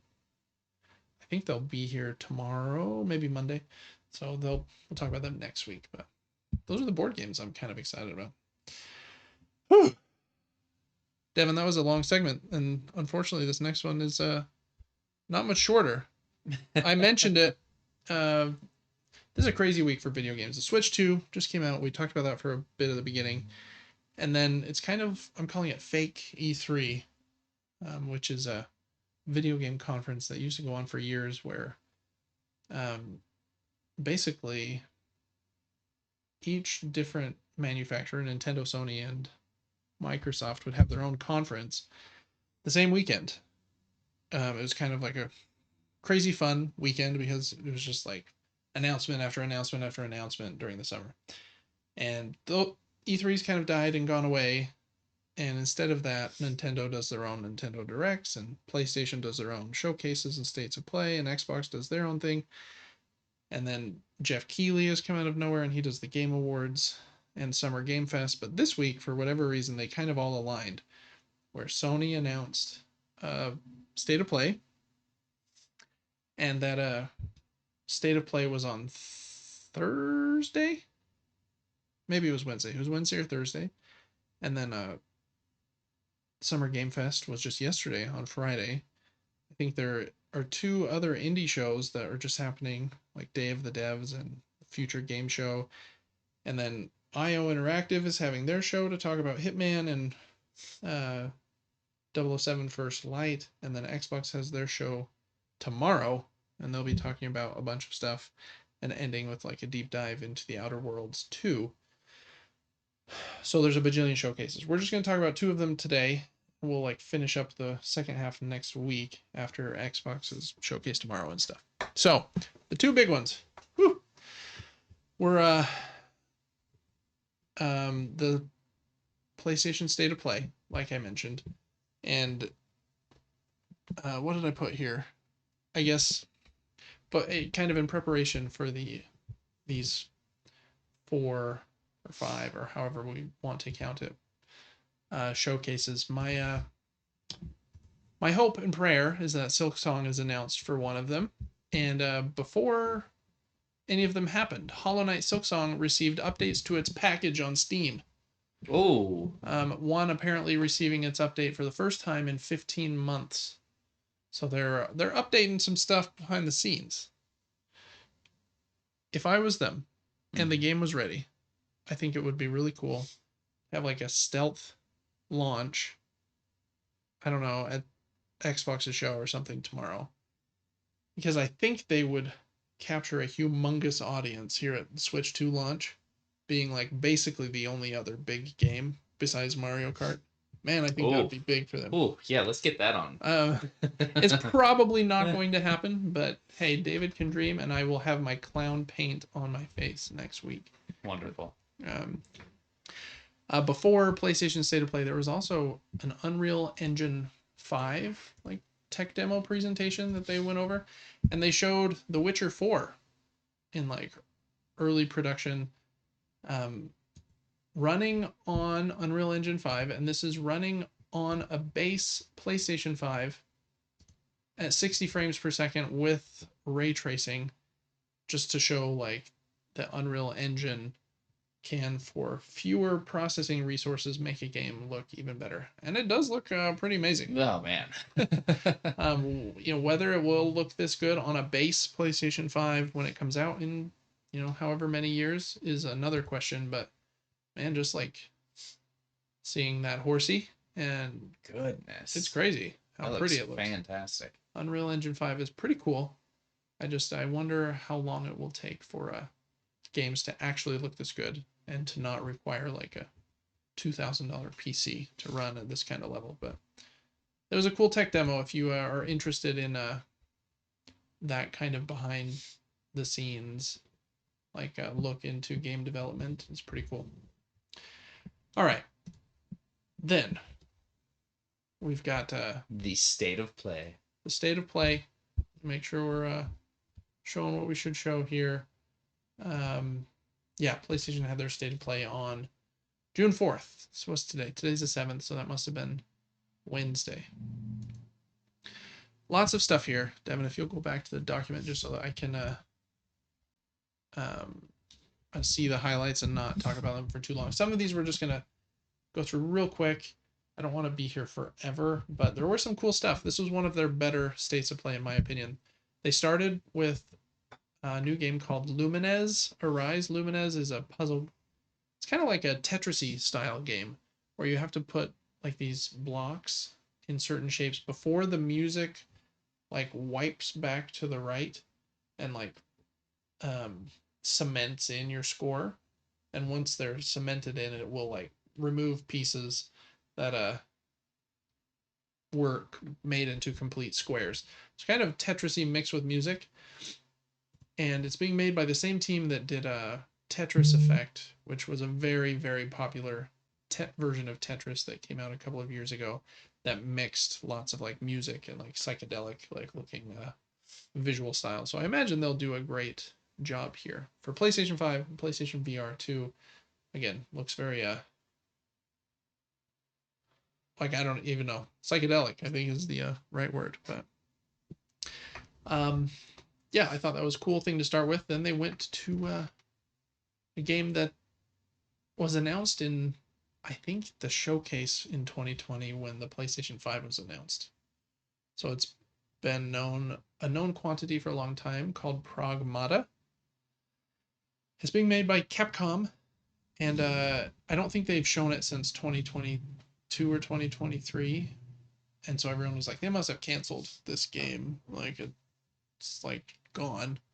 But they finally showed it again, and it's coming out next year in 2026. They had a trailer showing like the main character with this like young girl that like rides on her backpack. It looks bonkers, but I like a good sci-fi story, and hopefully it's fun. So we'll see. 2026, that was kind of a big one. The next one's also a big one. There's this very quirky game developer called Suda51. I think the name of the company he started is called Grasshopper. You can tell from those two names already that he's very quirky. And I think some of the games that he's made are No More Heroes. He might have done like the Lollipop Chainsaw game. Anyways, this is his next game, and his team's next game called Romeo is a Dead Man. It started with this funky looking artwork, looked like it was kind of like Rugrats. But then when it finally jumps into gameplay, it's like a kind of like an ultra violent, I don't know, like well, I don't even know what you call it. It looks like God of War style game, but then there are guns and there's sci-fi blood everywhere. It looks very, very unique, I guess. So that was the 1, 2, 3 punch they kind of started with. And then I guess they went right into Silent Hill F, another trailer for that, which comes out. Do we have a date here? Yeah, September 25th. So pre-orders are open. Looks pretty creepy. This is Devin's vibe. Oh, so cool. Yeah. Hopefully it is good. I know Silent Hill 2 remake people really liked last year. So I hope this one, not being a remake, it's like its own new thing, can also be great and maybe even be a little better. Would be nice, because I know that you thought Silent Hill 2 was like good, maybe even to like great, but not like extraordinary. Yeah, kind of unmemorable for me. Yeah. I fought a picture frame in that game. Right. And then you like almost forgot about it. Yeah. Fought picture frame. Next up, a sequel to Bloodstained, which is a cool Metroidvania game, I think from Iga is like his nickname. I think he's the original creator of Castlevania. So he's kind of like a big deal in Metroidvanias. And this is a sequel to the first Bloodstained. This one's called The Scarlet Engagement. Looks like it's bigger like cutscenes than the first game, because there were some kind of more in-depth cutscenes with the main characters. Comes out next year. Then Digimon Storytime Stranger, Devin's favorite game, I'm sure, was next up. Then a remake of remaster, I guess, of Final Fantasy Tactics, the Ivalice Chronicles. I'm not huge into turn-based games, and so I'm also not very big into tactical RPGs, is what they're called, when you also have to move your characters on a grid. And you like say, okay, I can attack, but I can attack within 4 squares, and so I want him to attack him, and then I want him to move over here so he's out of range. The Final Fantasy Tactics is supposed to be amazing, but I think I just missed that vibe. Maybe one day when it's free on PlayStation Plus, I'll play it. I don't think that's a David game. They did a barrage of release dates next. First up was for Baby Steps, which I know a lot of people are pumped for. Same team that did that like mountain climbing game where the dude's in the bucket with the hammer. And the release date for that one is September 8th.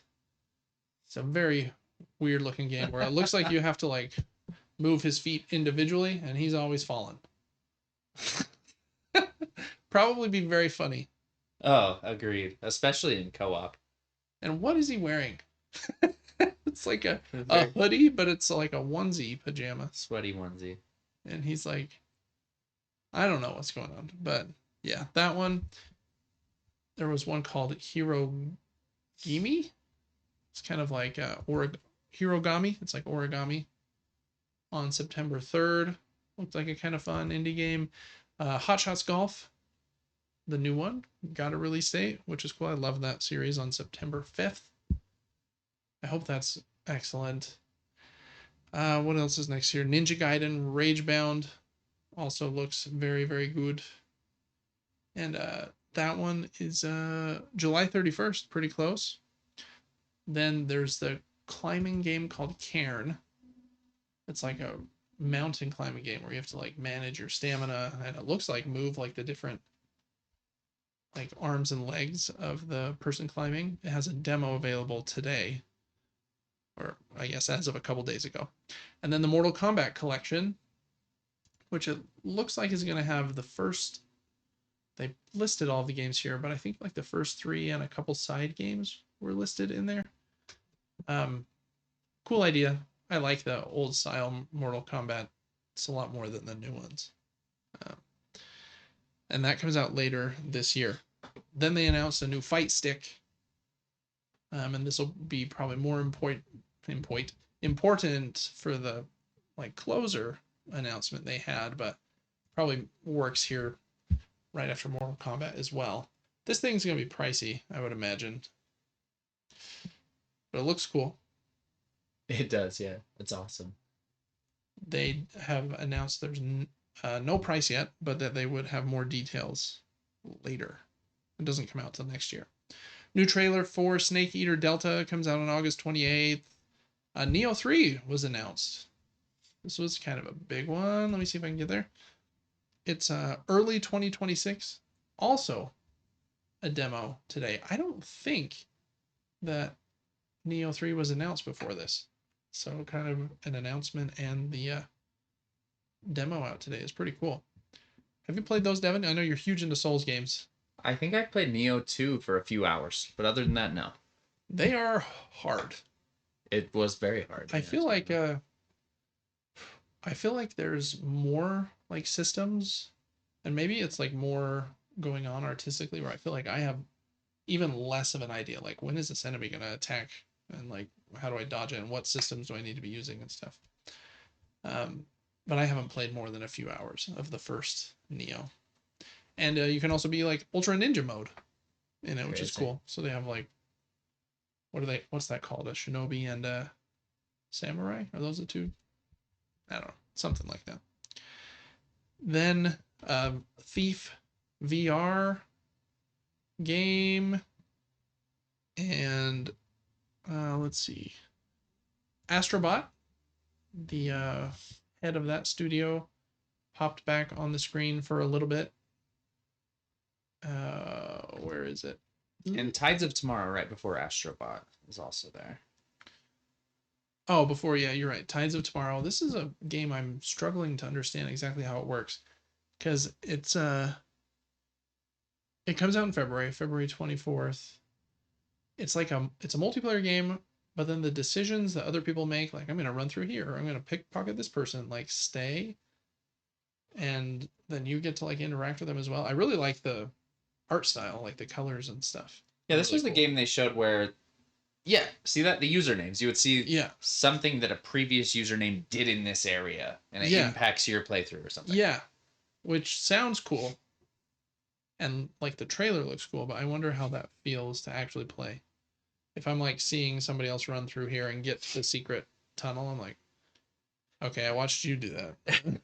Every chest you open in the game is empty. Yeah, someone else chose it, open got it first. So I don't know. I'm interested to see how that comes together, but it seems weird. Then I think is the Astrobot stuff. They have 5 more bonus levels that are coming out for free. They said this month, but then on the PlayStation blog, I think it's like early July, so within a month. What was next? A game called Sea Remnants Sea of Remnants, I guess, is the next one. And I'm trying to remember exactly what this one was. Let's scrub through here for a minute. It's kind of puppet looking dude. Okay, yeah, I do remember watching this one and thinking, oh, it looks like Sea of Thieves, but like more puppet version. Looks like Arcane, kind of. Yeah, kind of arcane art style. I don't know what kind of game it is exactly. You've got is this like an MMO or like a multiplayer game? Then it looks like a turn-based game like Expedition 33 there. It did. But it also looked like he was free roaming and attacked a guy from behind, just with stealth combat. and stuff. Yeah, exactly. So I'm confused at what kind of game it is. What doesn't this game do? Yeah. Sea Remnants coming next year. Wish list now. Know nothing about it. New trailer for Sword of the Sea. And I think it got a release date. It did, for August 19th. This is the next game from Giant Squid. And they made I think Journey and Abzu. They make very pretty indie games. I really like Journey. This one looks a lot like Journey, in my opinion, but hopefully it's good. I like the kind of surfing, snowboarding like mechanism. So hopefully that one is good as well. It will be launching into the PlayStation Plus Extra game catalog, so it'll be included for free, which will be nice. And then they did some more updates to the catalog. We talked about FBC Firebreak earlier in the show. That will be there on the 17th, which we already knew. Same with Deus Ex. Let me see if I can get to that update.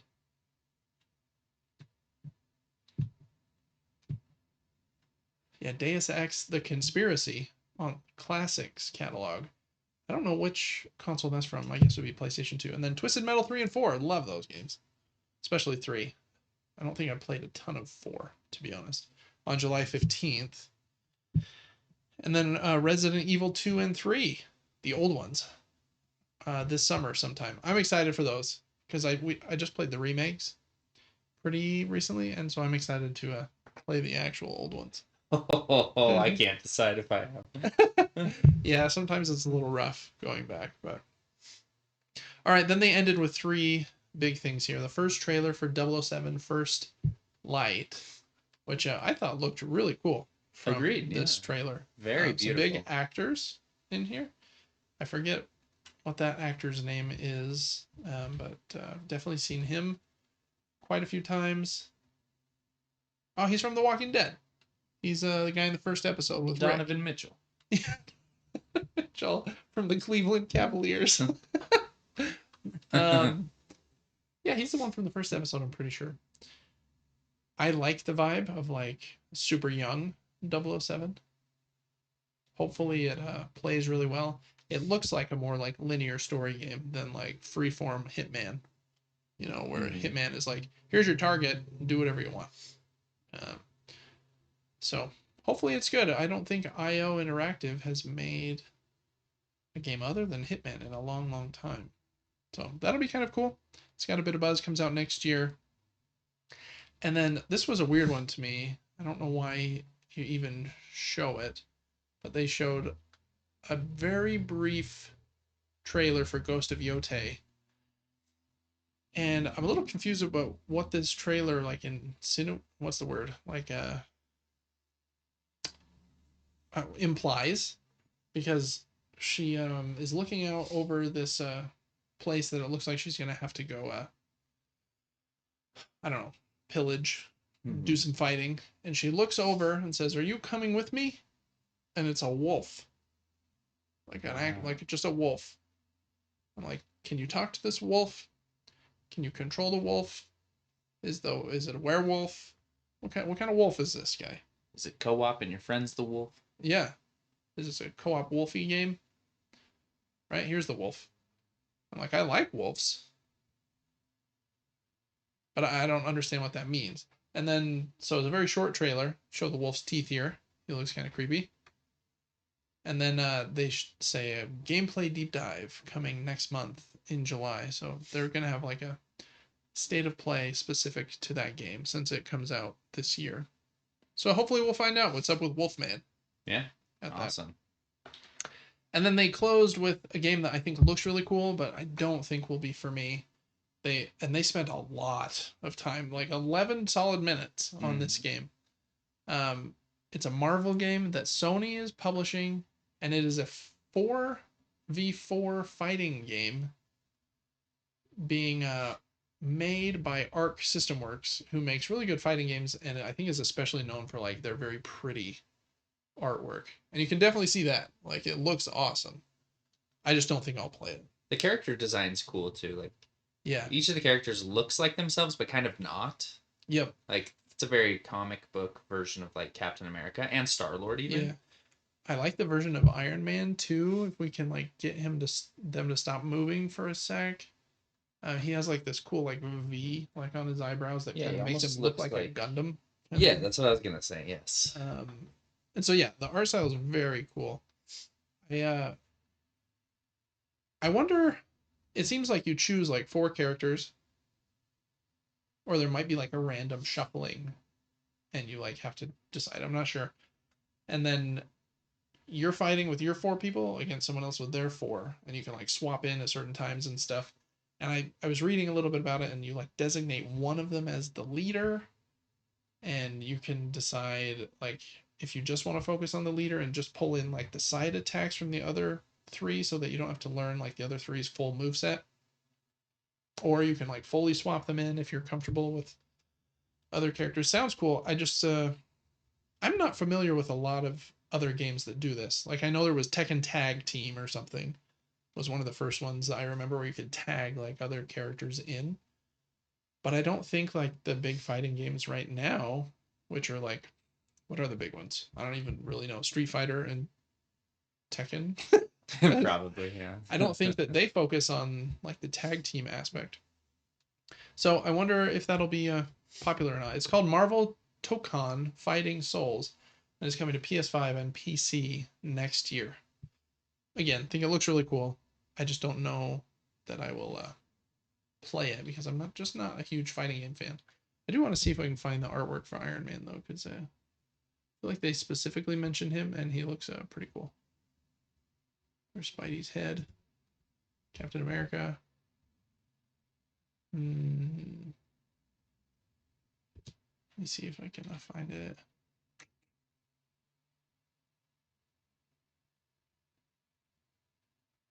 I think it was this guy talking. Yeah, there's Iron Man. I like that cool V. Like the lightning V over his eyes. So, I don't know. I'm sure that'll be a popular game, but again, I think it will as well. don't know if it's for me. Devin, when you send me this next link, do not look at the screen for a few seconds. Oh, I got you. Yeah. There's this is the show I didn't watch. Yeah, Devin watched the State of Play. We're gonna move into then the Summer Game Fest event. You can click on that. I'll just go up here and Trying to save a surprise that I know Devin didn't see. Then don't look at my screen either. Okay. So maybe I just can't close see anything. your eyes. I'll for just a second. jump out the window. Yeah, that would be best. I'll tell you when you can look again, and it's not yet. I need to close a couple things. All right, we're at Summer Game Fest now. This one just happened yesterday. Oh, man, every time I move the mouse, that's gonna come up. How do I get the title to go away? Can I do that? Settings, subtitles, annotations. Nope. Dang. Well, it might just be spoiled for you. Well, let's see. Maybe I could click through it with the. If I don't use the mouse. Yeah, just using the and keyboard. use the keyboard. Yeah. So we're good? The title's still up there. Oh, nope. The keyboard brings the title back up as well. Dang it. The title gives it away? Yeah, they added the title of the Stinger game to the title of the Summer Game Fest video. Oh, boy. Um, Should we just get the big one out of the way then? This is the reveal, or like? Yeah, probably. Let me see if I can find the. Or does that make the rest of the show less exciting? The way they built to it was weird, but like kind of cool, I guess. At some point here in the middle, let me see if I can find it. They had just like a 20-second little segment where they talk about it's Resident Evil's 30th anniversary.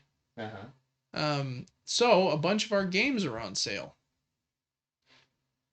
And then they said, and we've got a quick note from the director of Resident Evil. And he comes on the screen and he says, thanks so much for supporting us for 30 years of Resident Evil. Just so you know, we're working hard on the next Resident Evil game. Number 9. We'll share, number 9. We'll share more details when we're ready. It, hopefully won't feel like more than a blink of an eye to you. And we're like, okay, cool. And then later in the show, they had the actress that played Lady Dimitrescu. Whatever her name is. She was on for a second and like, again, just had like kind of like a little thing where she talked about the anniversary and the sale and the game and stuff. Play Resident Evil Village.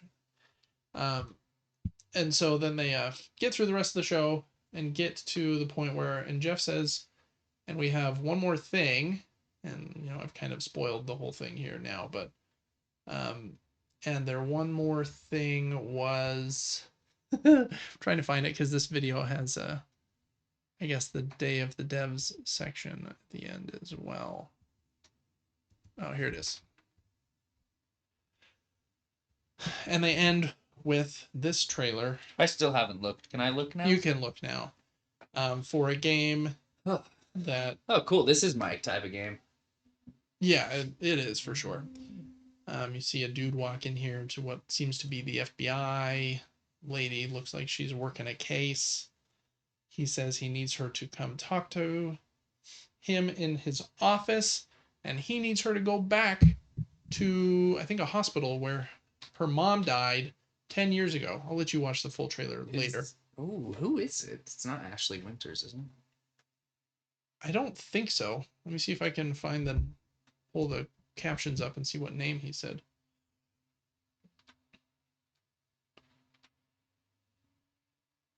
He said Riggs. Riggs. Do you know that name? I don't. No. So I wonder if it's a new character. Is this 9?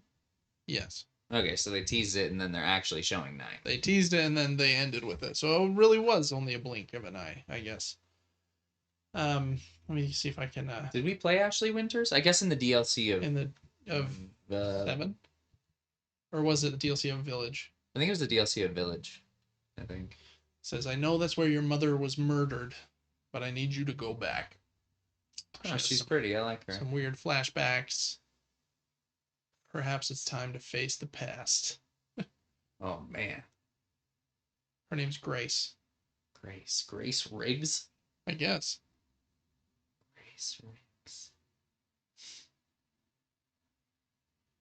And anyways, then it cuts a little bit more with some creepy stuff.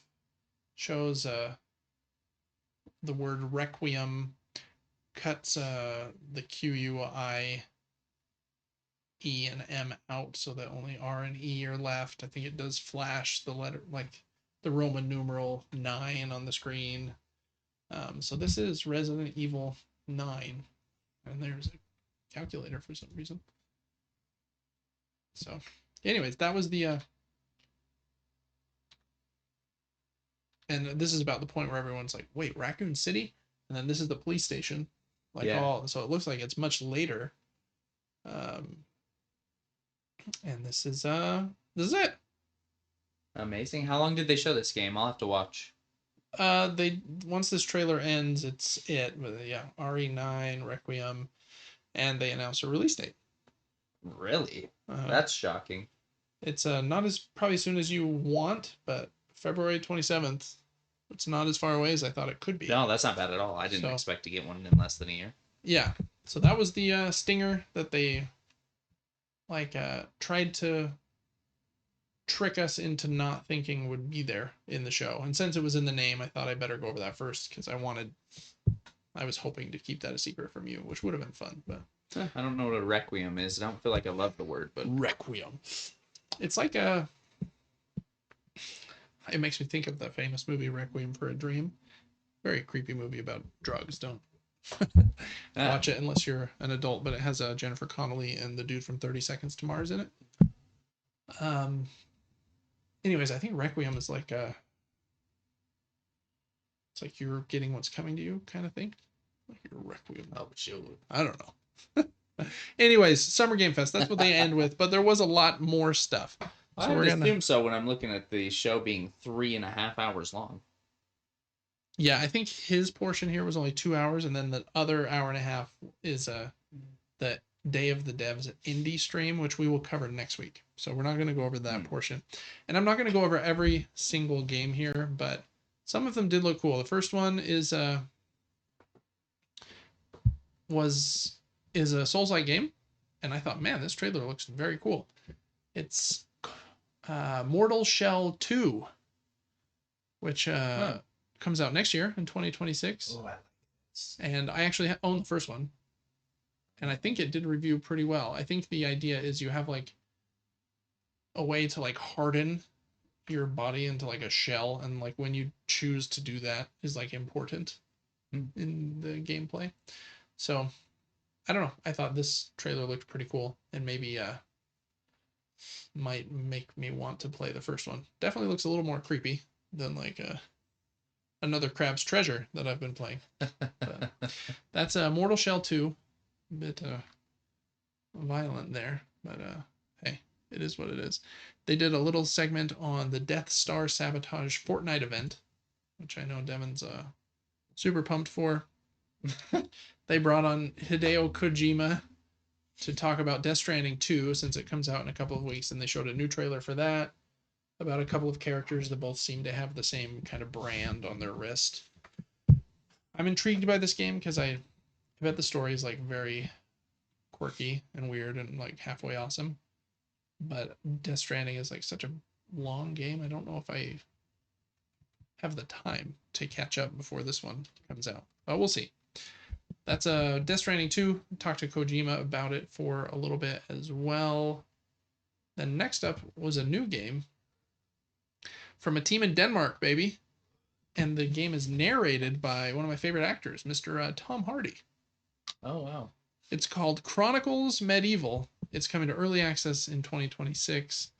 And it looks like you can kind of choose like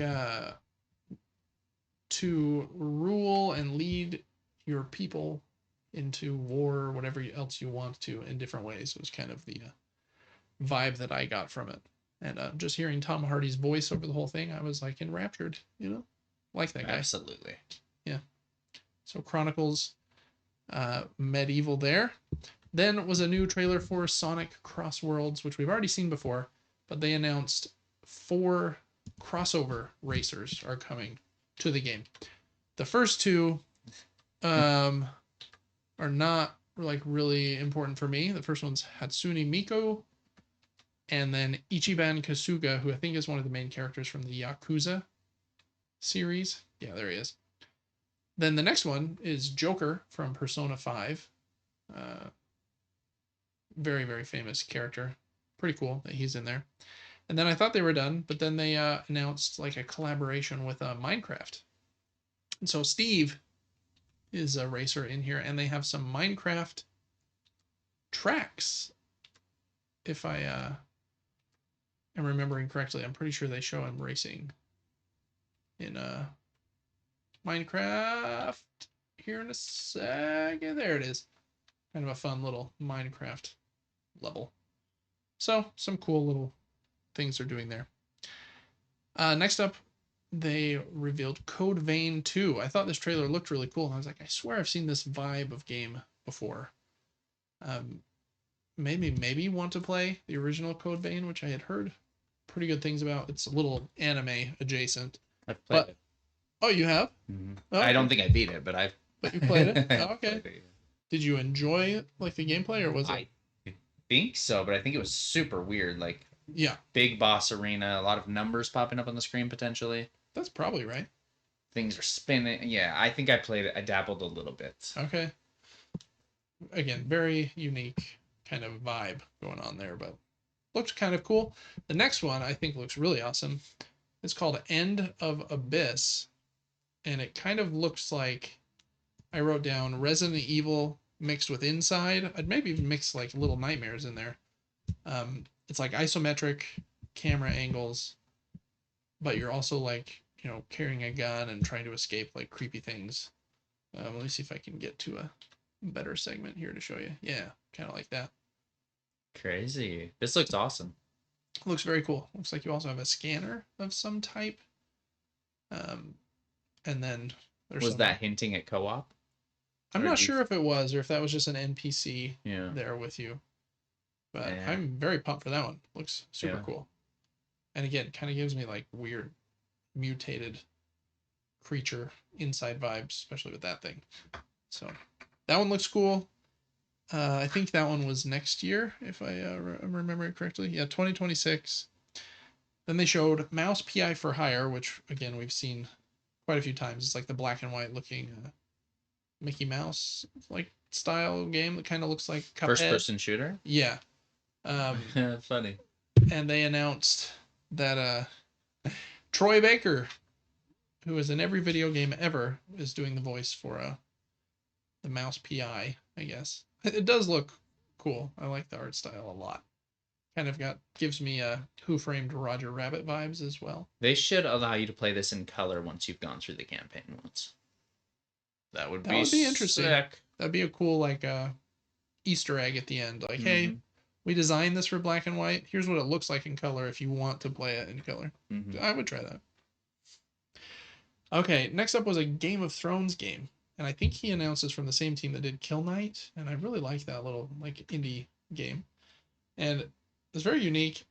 It looks like you can take Game of Thrones in like different directions. Like here, I haven't watched the show, but Jon Snow, I think is this dude. He gets killed by the White Walker and turned into a Walker dude. And then like they kill the dragon that I don't think happens in the game. So I think they're just trying to show that like the game like can take a different arc than the show did. But they don't show any gameplay or anything. But Game of Thrones fans are probably pumped for that. Then they showed a game with a cool vibe. Like very robotic. Came out a couple of years ago called Atomic Heart. And this is Atomic Heart 2. I mean, it kind of gives you like sci-fi Bioshock vibes, but I don't think the first one reviewed like super well. Also looks fairly mature. Try to make all the robots, looking hot for some reason. I'm like, all right. It's running Pre-orders. yeah, in Unreal Engine 5, and it looks really pretty. And like, again, I like the vibe. Like the vibe is really cool. But yeah, that one's coming out next. Did I say next year? Oh, it doesn't say, or at least I didn't write down. Atomic Heart 2, and then the same team is coming out with a MMORPG shooter called The Cube, and it takes place on an aptly named cube in the sky that has like rotating different biomes on it, so that while you're playing, I guess, these different matches, MMORPG shooter reminds me of something like Destiny or something, but I don't know. They basically just focused on like the idea of this cube and the shifting landscapes. Cool idea, and like graphically, it looks pretty. Whether the game will be fun to play, I don't know. But that's The Cube, the other game that the same team, Mundfish, I think, is working on along with Atomic Heart 2. Whew. All right, lots still to come. So I'm going to go through some of this kind of fast. They showed Marvel Cosmic Invasion again, which looks amazing. Again, I love pixel art. Game looks so good. And the two new characters they showed are Rocket and She-Hulk. And big fan of how Rocket's attacks look in the game. Oh, I went a little too far, but he's like got guns like flying everywhere, and yeah, just looks awesome. So I'm pumped for that one. I thought the Ninja Turtles game that team did was amazing. New trailer for Onimusha, Way of the Sword, that comes out next year. I think we'll just kind of skip most of that since that's a known entity. This next one is weird. Jeff comes out and said, I'm a fan of puppets, because he's had like the Muppets on his show before. And he said, and this next one is like intrigued me for a while when I first saw it, and it kind of reminds me of like comical Rocky mixed with the Muppets, and it kind of looks like Punch Out at the same time. It's called Felt That Boxing, and you see this like dude that's clearly supposed to look like a Fozzie Bear. They keep calling him Fuzzy, I think, and he's trying to like become a boxer. And I think this one was also like made in Unreal Engine 5. Looks very weird. And he's like with his trainer, and his trainer like knocks him out really easy. He like can't punch. He's like, eh. Looks so weird.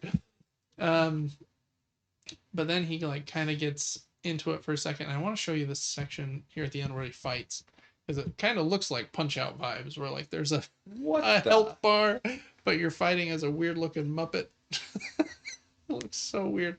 Felt That Boxing. I love Punch Out though, so if that's anything like Punch Out gameplay, I'll probably play it. It looks very weird.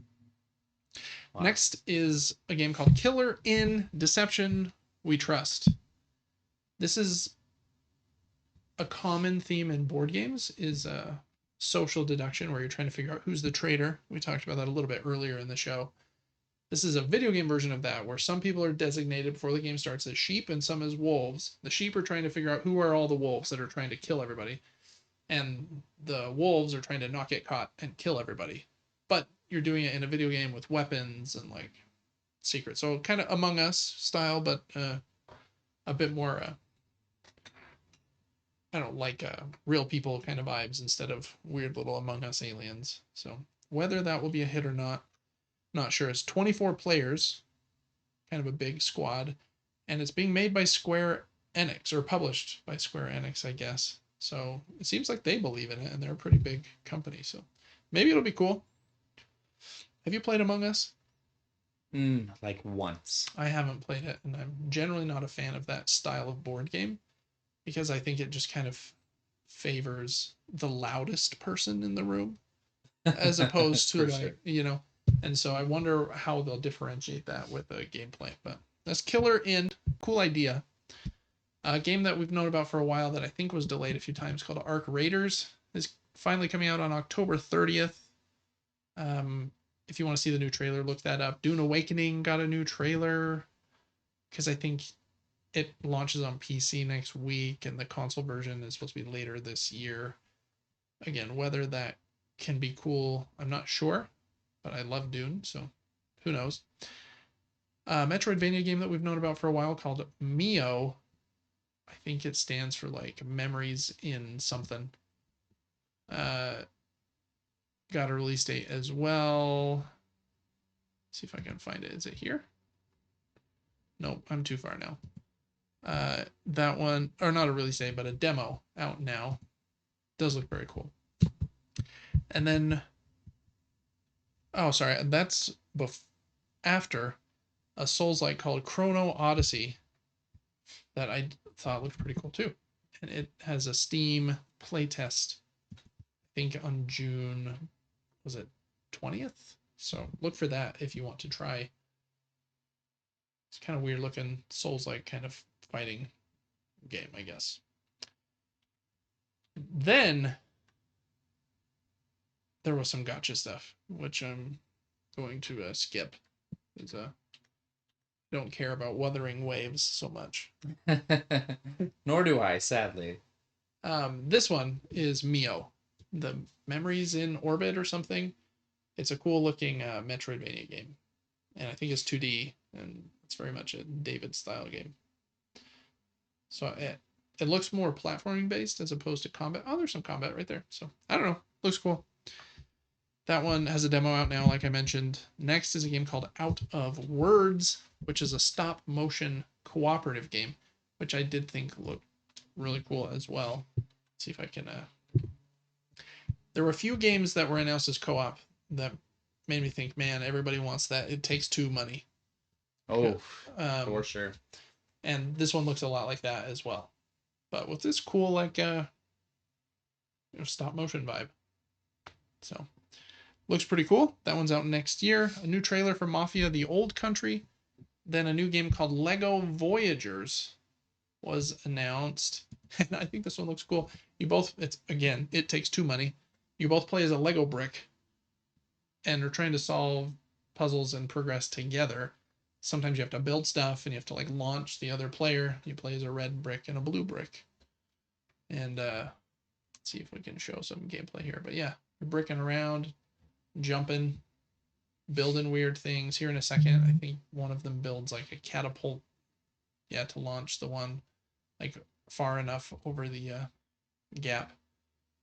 There's something fun about just seeing like weird Lego pieces laying there. Yeah, this probably is fun. Yeah. So that's Lego Voyagers. Next is Nickelodeon Nicktoons and the Dice of Destiny. And looked a little interesting. You've got like SpongeBob popped out of nowhere. And I think some other Nickelodeon characters that I'm not super familiar with were in there as well. I think like the Powerpuff Girls and stuff. So I don't know. I feel like Nickelodeon's games have been a bit hit or miss. And just based on the gameplay I was seeing right there, it looked a little bit more miss to me. Can you name a hit Nickelodeon game? Okay, maybe they've been miss and miss. But, thanks for calling me out because I think you're right. All right, next one's a big one, Devin. The expansion to Lies of P has been announced for a while, but we didn't know when it was going to be coming out. They said this summer, so they showed a new trailer for it, and stealth launched it. Available now. It'd be cool if it was also available on Game Pass. That would be cool. But I think they want to make some money this time. That is a hard thing with Game Pass. Just really quickly, you'll release a game for free on there, and then a DLC comes out for it, and it's like, oh, No, well, I can't buy the DLC because I don't own the game. It is weird. I wonder if you signed up for a month of Game Pass again, and you could buy the DLC, and that would be like $45 instead of, the 60 Yeah, would be with the maybe. game on sale. But I'm like, is that worth it? Then if I just buy the game, I don't know. But DLC looks cool. I would love to finish this game at some point. I haven't gotten back around to it because I was playing it on Game Pass too. Then my subscription ran out, so I want to get it on PlayStation, which is where I would prefer to play it. Some crazy looking bosses here. You got Crocodile Dude. Yeah. You had like a Squid Dude a minute ago. I don't know what he is. That's a weird looking Geppetto guy. He had a trident. Maybe it was I basically say Poseidon. everyone's Geppetto. But Overture is available today. There was a big cheer when this came up. An overcheer. An overcheer. Exactly. Nice one. Yeah. All right. Then there was a creepy gardening game. I think they said a mixture of Silent Hill and I forgot what the other game was that they were going for. But basically, this person is alone in this house on a hill. Let's prepare dinner, do some gardening, but then, and it was Silent Hill and Doki Doki Literature Club were like the two games that they said this game is like a mixing of. So I don't know. I like the vibe, but we'll see. Again, I'm pretty picky with gameplay, so we'll see if Fractured Blooms is any good. Then there was some more what I wrote down here, gotcha crap. For At least you're honest. Huh? I mean, sometimes I don't know if it's like a free to play gotcha game or not, but like I see this and I'm like, I don't know what else it is. It's a great point. Yep. Probability. Anyways, that game was called Blade and Soul Neo and the Seven Deadly Sins Origin were the two there. Then they announced Jurassic World Evolution 3, which is where you build like your own dinosaur park and have to worry about safety and like run the park. This one seemed to focus a lot on baby dinosaurs, so I'm guessing in the first couple you couldn't have babies, but that's kind of a cool new feature. I really like games like Roller Coaster Tycoon and that kind of thing, but they're such a time sink. Yeah. That I don't really play them anymore, but I remember liking them as like a young kid. I have one on my computer called a Parkosaurus or something. I can't remember. It's a fun idea. I just feel like it's sometimes a little slow and I don't know, a lot to manage. And then I'm like, okay, I saw my digital numbers of how many billions of dollars my park is worth go up, but do I care? I don't know. Yeah. Anyways, next one is a big one for David. This is the new game from the team that made Shovel Knight called Mina the Hollower. It was kickstarted a few years ago and it's been delayed a couple of times. And they finally announced a release date for the game and that there is a demo out right now. So you can play this on Steam, at least the demo. It comes out on Halloween, October 31st. And man, this game looks awesome. What they tried to do with Shovel Knight was take an NES game and like make it as awesome as they could. With this game, they've tried to take a Game Boy, or specifically I think Game Boy Color game, and make it as awesome as they could. And it's like this kind of more gothic vibe. You're like a mouse and there's like demons and stuff, but you go to shops and at times there's these really cool like pixel art weapons on like the like shop board that you can like upgrade and stuff. And this is a David game. I backed it looks kind of cool. Backed it on Kickstarter when it came out, when it was on there a long time ago. So I will get a copy for free. Whoa. Well, for pre-money. It's past money. I invested, you know. Yeah. So Halloween for that one. That's a big deal. There was a VR Deadpool game coming only to MetaQuest 3. It was kind of looked funny. They made a joke about Insomniac and PlayStation and looked violent and silly, which I'm sure it is, being a Deadpool game. So let's see. After Deadpool, a release date for Dying Light the Beast was announced. This looks like a creepier Dying Light where I think they were saying like it takes place around like some hospital or something where human like experiments were going on. So there's some creepy looking zombie things for sure. The release date is August 22nd. 22nd. Next up is Mixtape, which we've seen before. It's like a coming of age story about these but it's from Annapurna, and I generally love their stuff, so I'll give them the benefit of the doubt until shown otherwise. And I think you're like trying to have the best last night ever after graduating before moving out of town or something, and you like skateboard and go on these drives. And one of the scenes here, they like destroy the Blockbuster Video. They toilet paper a house. I thought that scene looked kind of funny because I think it actually shows like what looks like gameplay in some way of you're like throwing the toilet paper. Oh yeah, cool. So I don't love some of these games. Like the big one was what was the big one? I know what it is, but I don't know the name. I don't remember the name, and I didn't love that one. It was like annoying teenagers. But this looks like more Stranger Things than annoying teenagers to me. So I don't know, it might be fun. That's Mixtape. It comes out this year. I wrote down toilet papering a house, LOL. So take that for what you will. Next up is a Hades kind of like game called Toa and the Guardians of the Sacred Tree. When I first saw this, I was like, oh no, more gotcha crap. But this one isn't. It's actually, I think, published by Bandai Namco, and I think it's a real game. No, not to hate on the gotcha stuff. I know some people like that. But yeah, it looks like a Hades kind of vibe with a kind of anime looking characters. That's why I thought that initially. The more Hades likes we get, the better, in my opinion, because I think that is a very cool genre. Hades killed it, yeah. I don't know if this one is a roguelike or if it just has the isometric camera angle. But anyways, that's that one. Next up is a game called Acts of Blood. And I wrote down a more violent Sifu that comes out next year. And that's basically what it looks like. You're doing a bunch of fighting with your fists and knuckles. Smacking stuff. Well, when I say stuff, I mean other people. Lots of punching, bit of smacking, bit of kicking, stomping even. So there's that one. Next up, the next game from Tribute Games was announced. They make really awesome like retro games. Mercenary Kings. They did a Scott Pilgrim game a long time ago, and that's what they're making is a new Scott Pilgrim game from, I think the writer of Scott Pilgrim is like on board and like wrote it. It's called Scott Pilgrim EX, and man, it looks very cool. I love their art style here on their cutscenes, and then on their gameplay as well. Pixel art, man, for life. So good. So Scott, the legible pixel art. Yeah, some of it can be a little too vague sometimes, but Yeah. this one looks pretty clean, and it's pretty easy to tell like where things are. So Scott Pilgrim EX.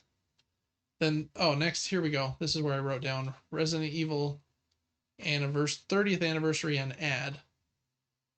So yeah, this is where the actress from Resident Evil walked in, talked about some games being on sale, drank out of a bloody Oh my gosh, it's so wine eerie. cup, yeah. And then they had the First Descendant update trailer. Don't care about that. And then a trailer for a new game called Scum, which I couldn't really tell. It looked kind of like DayZ or like kind of vibes. I think it's like crafting survival kind of game, but it also looks like madness here. And I don't exactly know what's going on. There's some weird dancing going on, but Scum version 1.0 is launching on June 17th. New trailer for Mind's Eye, which comes out next week. It's been talked about a bunch. I thought this trailer actually looked pretty good. I think like a person that was pretty instrumental in making Grand Theft Auto started their own team and made this game. Anyways.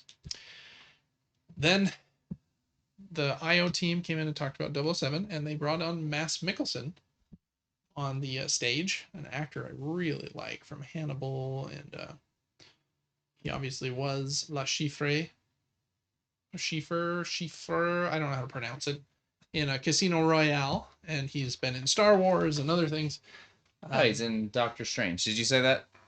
Is he in Doctor Strange? I haven't seen the That guy? newest Doctor Strange. Yeah, that guy. Yeah, he's in the first one. Okay. He's going to be an elusive target in Hitman for the next month. So you can, with some unique poker mechanisms added in there. If you haven't seen the TV series Hannibal that he stars in, excellent TV series. But yeah, he came on stage. It was kind of a fun moment. Then another Lego game called Lego Party, and it does not definitely look like they aped Mario Party in every single way. You instead of getting stars, you're getting golden Lego bricks, and then there are 60 mini games that you compete in over this game-looking board. Shocking. But these mini games do look pretty fun, to be honest. There is something just about like something made out of Legos that looks endearing to me. Like you could make the ugliest thing, but it's made of Legos. I'm like, oh, that's kind of cool. Those games were reminding me of Fusion Frenzy. Yeah, Fusion Frenzy vibes too. I loved that game as well. Hopefully it's good. I want Lego stuff to succeed, even though I think they are one of the a Danish company, kind of near and dear to my heart. I like Lego. I don't know how they get away with like the price gouging and how expensive their Legos are. But Disney does the same thing with their movies. Premium plastic. It is, I guess. But it comes out this year. So that's that one. New trailer for Wildgate, which is like this multiplayer shooter where you're protecting like your own ship, and then you're infiltrating other people's ships in order to like find this special MacGuffin in space. Hopefully it's a fun multiplayer kind of game. I like the idea of like infiltrating other player like crews ships and like them being on fire and stuff because you did that. But whether it's good or not, I don't know. Oh, next up is another big reveal for me. Drinkbox Games.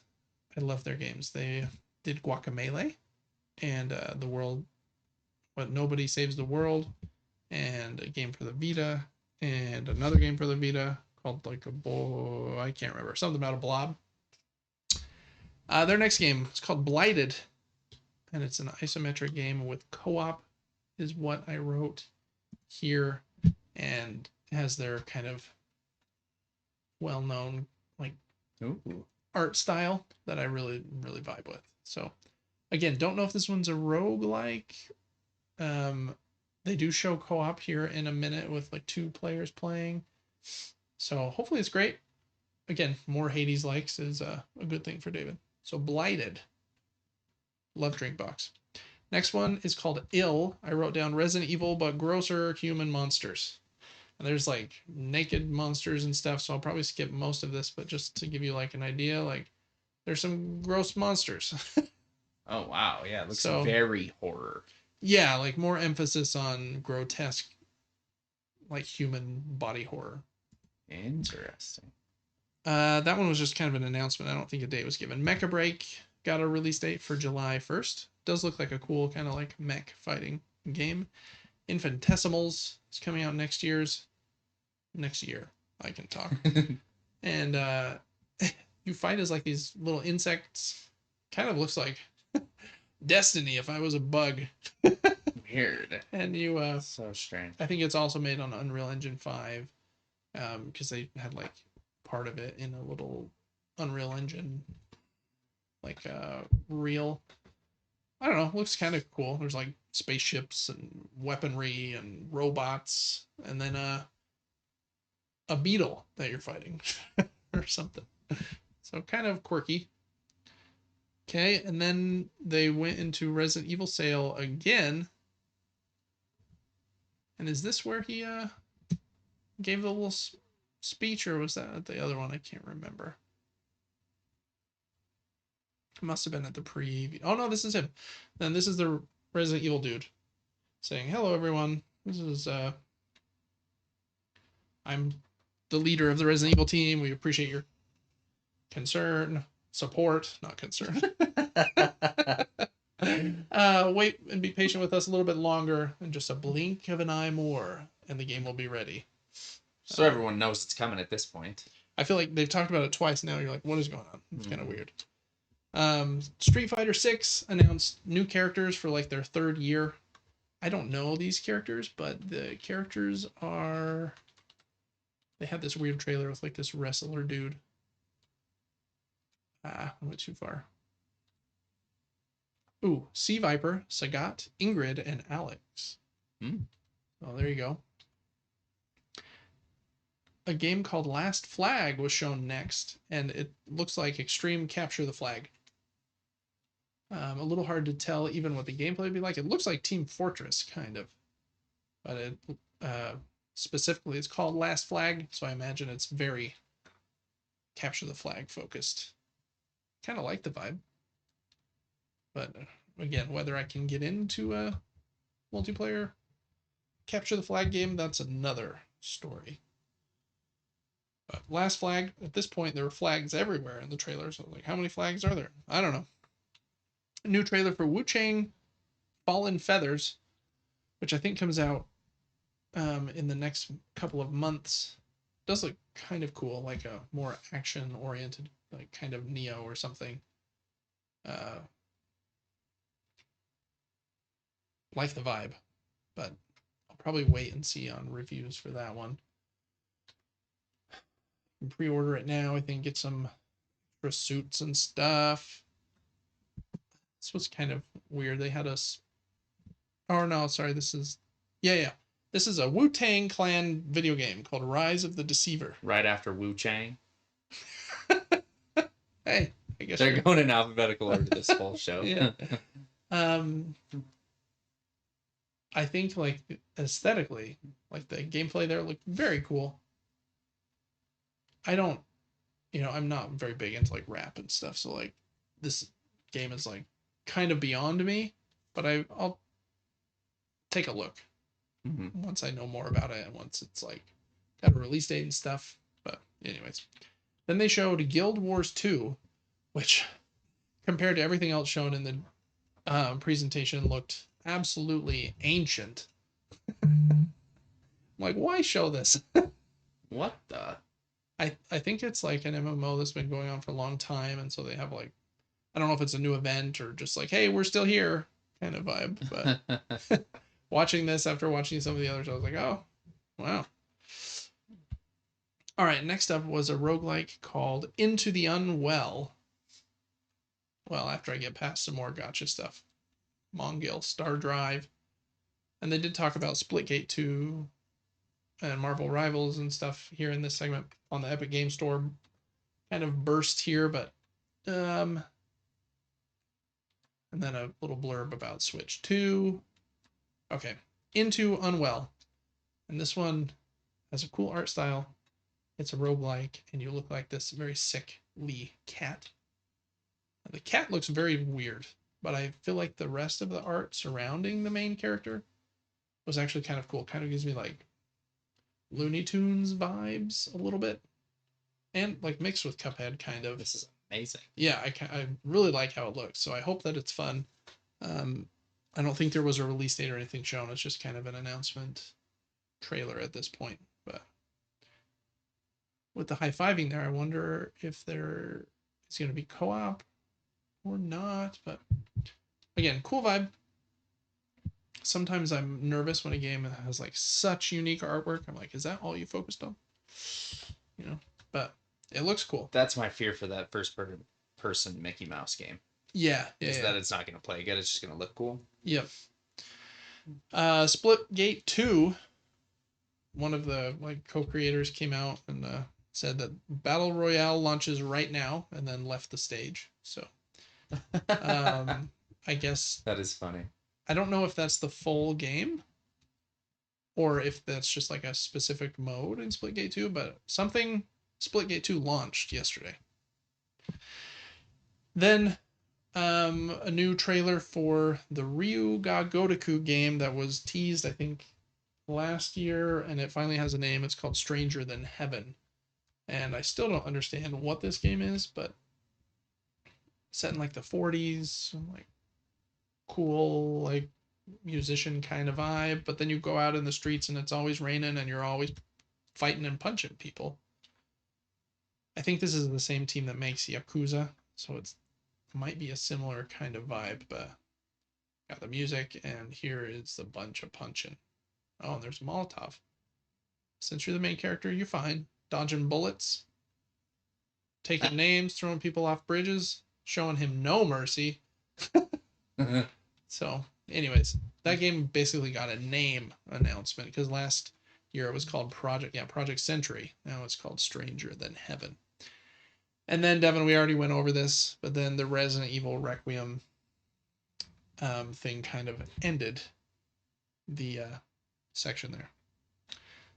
All right, quick thoughts on Summer Game Fest. What did you think? How did you think it was better or worse than the PlayStation Showcase? I would say it was better, but basically because there was more. There was more stuff. I think the PlayStation Showcase was, like you said, more concentrated, like 20 great things, where this was like 75, and I liked 10 of them. Yeah, well said. Yeah. I enjoyed that a lot. It was nice. Sometimes it's nice to see something for the first time. Yeah. You know. Yeah. And so that was super exciting for me. Excited for Resident Evil in less than a year. Some of those games looked cool. Any new game that has co-op excites me. Yeah, when it was Resident Evil, I was like, man, this is awesome. Devin's gonna be pumped. I'm really surprised you didn't I'm shocked I didn't see it beforehand, because yeah, it's like right here in the title. I'm like, how do I hide this? It's kind of dumb. Anyway, so that is the two conferences this week. We're just gonna end the video game news there just by saying really quickly, Night Rain, which is the Elden Ring game, has sold 3.5 million copies, and 9 souls has sold 800,000. So just some sales stuff. All right, in board games, we're gonna go pretty quick the rest of this episode because I don't want it to be a million hours long. But a few board games were announced this week. We'll skip that first one. That I think look pretty cool.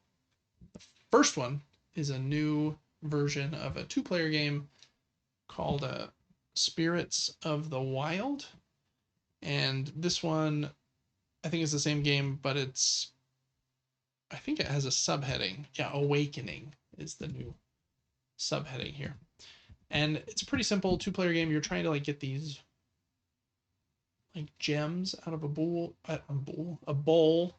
and like use them correctly here to win the game. It's supposed to be great. I haven't played Spirits of the Wild, but new version of that is coming out, I think, on June 20th. That will be published, on June 20th. So pretty imminently. Next up, I think, is a few new games. Nope, this one is before that, actually. This is a new game from Matt Leacock. We already talked about him earlier in the show with that Lord of the Rings Pandemic kind of game. This is a game designed by him and then 2 other well-known designers, Matthew Riddle and Ben Pinchback, called The Four Doors. And I heard the Dice Tower talking about it, and they said it sounds like Pandemic, but with cards instead of moving your character like around a board. So similar idea. It's a cooperative game. You're trying to complete some win condition before a bunch of fail conditions happen. It's kind of how most cooperative games work. It's 1 to 5 players, 10 plus, 30 minutes to play. Published by Happy Camper. They published, I think, Trio, and I love Trio. I think Trio was like one of their first games, though, so this is kind of a big get for them, I think. The other one from them, too, is called Jungo, and in this one, it's kind of like Trio, where you can't reorganize the cards in your hand, and you're trying to clear your hand first by playing cards, but you have to play... I wrote down Trio mixed with Scout. It's kind of the vibe I got with it. You have to play a set of cards from your hand that's better than what's on the center of the table. And then when you do that, you can choose to either discard the cards in the center or take them into your hand to like create more powerful structure in your hand to be able to play later. So looking forward to that one too. All right. Devin, the most famous board game designer of all time, the good doctor. Reiner Knizia. Is it Knizia? I mean, because they're saying Knizia the whole time. Knizia. I don't know. You say it however you want. Oh, cool. He answers to all of the names. Wow. He's designing a few more games, and the one that I pre-ordered, cough cough, and looks most interesting to me is this one from Office Dog, called The Hobbit: There and Back Again. And it's a pretty light, kind of simple game where you roll a bunch of dice on your turn, and then you get first dibs to choose a die, and then in turn order, everyone else chooses one. And that die will either give you something or let you build like a route on your board. And this game comes with 8 different like scenarios kind of going through the story of the Hobbit, like leaving Hobbiton or your confrontation with Smaug. So very cool. And you're collecting resources and drawing stuff here on your board. So kind of roll and write as a group with the scenarios based on the Hobbit. Very excited about that one. I think my pre-order will be available in September. And yeah, that's what it says, September 2025. Excited for that one. And then continuing to hurry, there is a new version of Villainous called Treacherous Tides with Davy Jones from Pirates of the Caribbean, as well as Tamatoa from Moana. I do like Tamatoa, so might be fun. I'm not a huge fan of Villainous, but it seems like that game must have been a humongous hit from Ravensburger because they continue to release just a ton of stuff for it. Alrighty, what is up next here? I think we're in Crowdfunding Corner. Okay. All right, that brings us to Crowdfunding Corner for the week of, I think we're publishing this a day late, but June 6th, 2025. And there are quite a few games. We're going to go through these pretty quickly, just based on time constraints this week. But we look at games that have crowdfunding campaigns that end in like the next, 5 to 15 days-ish, just so that you are aware of them, and just in case you might want to look into backing any of these projects. Can you send me the first one, Devin? It does not like you anymore, does it? No.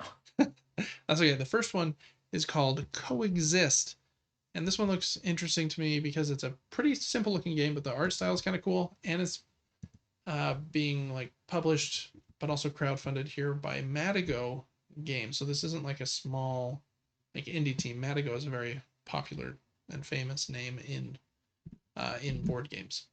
If we go down here to the how to play section, you're going to choose a player board, go on a mission. You can recruit caretakers, which look like these character cards that will give you like a resource or something. When you draft the cards, you're going to welcome animals.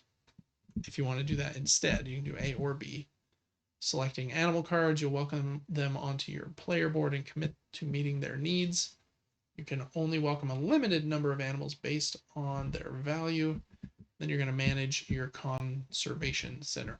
It looks like a pretty simple drafting and resource management game, but I like the funky art style. Like that panda looks like he is melting into neon colors. And, I don't mind how that looks, to be honest. So that is called Coexist. This one's on GameFound. And it's on GameFound just for a couple more days until June 10th. Next up is the third game in a trilogy of roll and write games from a small team called Two Acorns Games, I think. Yeah. And this is Rise of the Oakdell. And in this one, you're kind of building like your own little civilization across 2 pieces of paper. And like I mentioned, this is the third in their series of the Oakdell print and play games. I'm very picky with print and play games because there are hundreds of them, and a lot of them are not, that great. But you can get it for $5 or like a fully featured version for $14 that has like a bunch of more stuff. And let me click here through the how to play segment. I thought this was a little unique. You have like this outline on your player board, and on each turn you roll the die, and then you count that many segments across the border of your paper, and you'll resolve like the threat level and write down the round that you used that piece, and then you get to draw that road on your city, gather some resources that you moved past in your city, spend them, develop technologies and stuff, and repeat for 13 turns, and then it's done. Whoever has the best civilization, i.e. most points, is the winner. I guess when I say winner, is this a solo only game or is this like 1 to 4? I imagine it's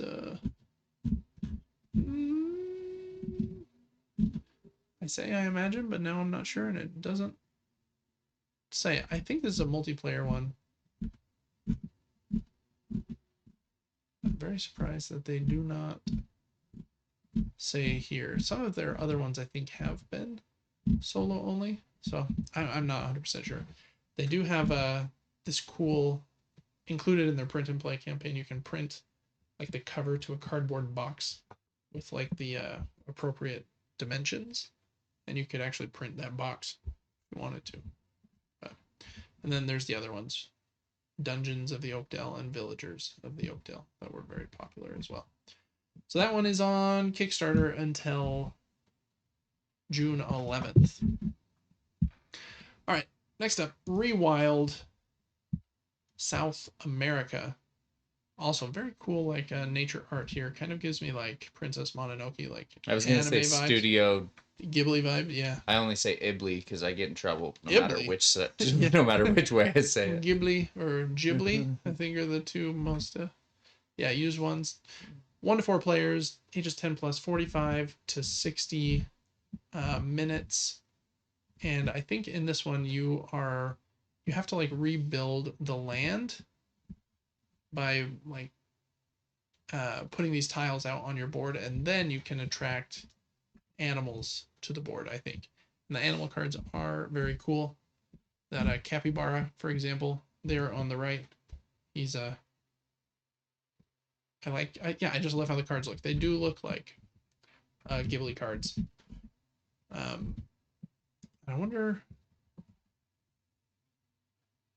who the artist is.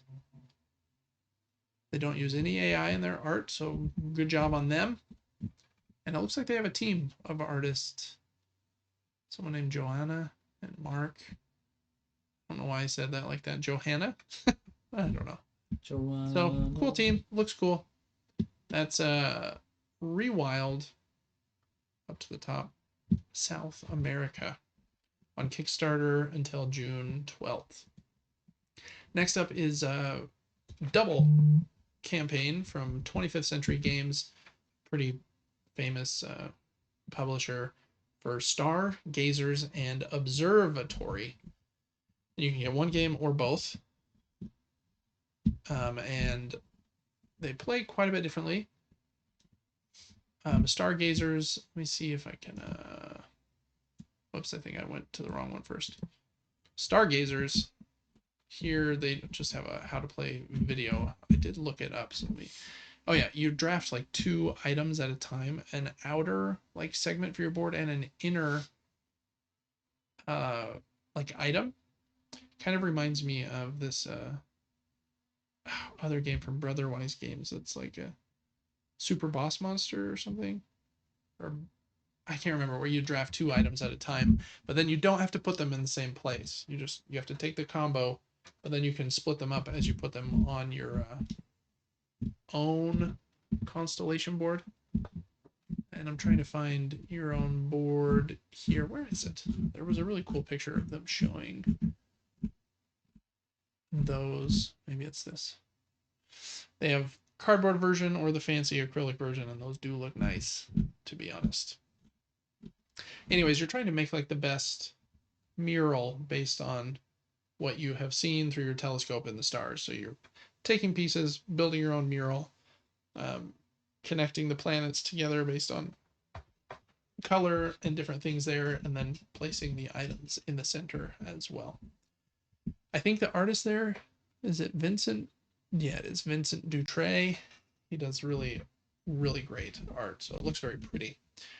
Then the other game is called Observatory, and I thought they had a click through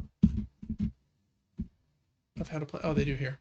How to play. Roll the dice, plot your move, score the points. Oh, yeah. Refresh the cards and repeat the process. It looks like a roll and write.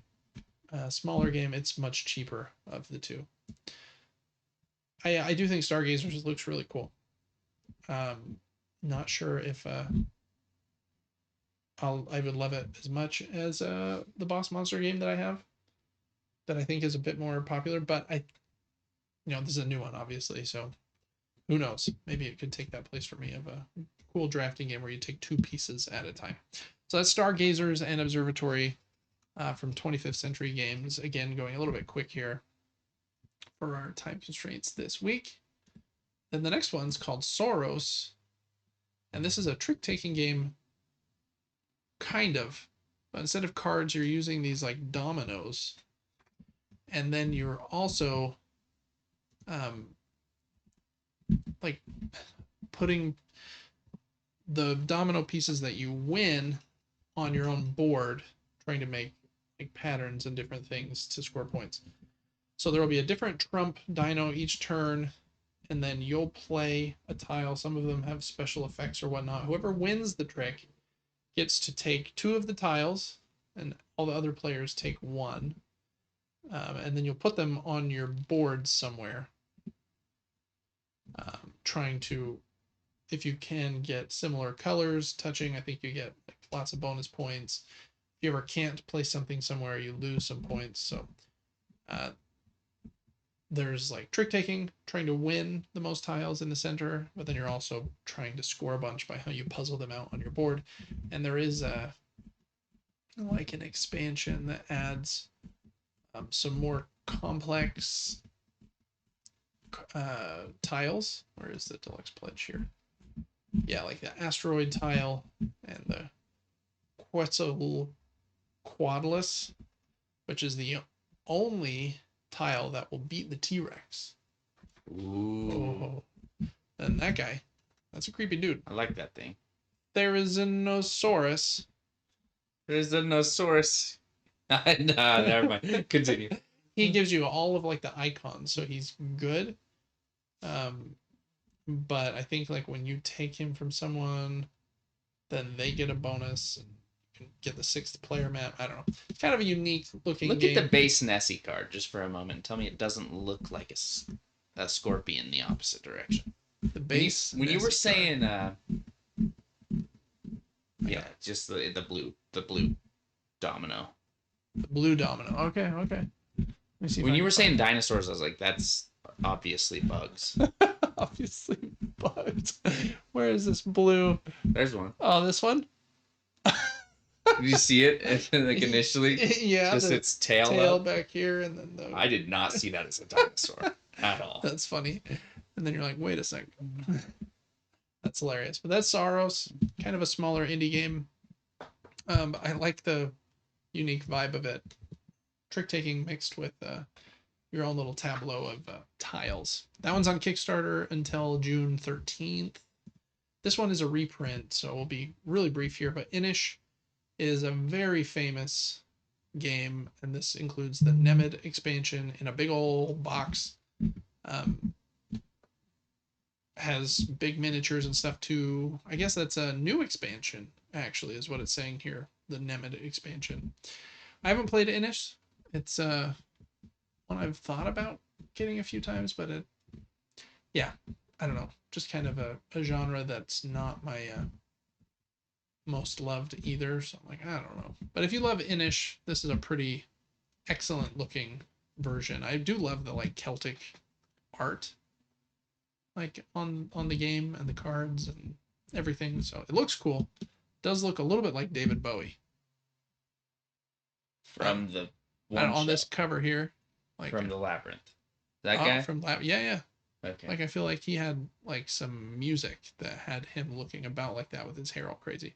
Maybe I'm wrong, but this game, Inish, big box, is on Kickstarter till June 17th.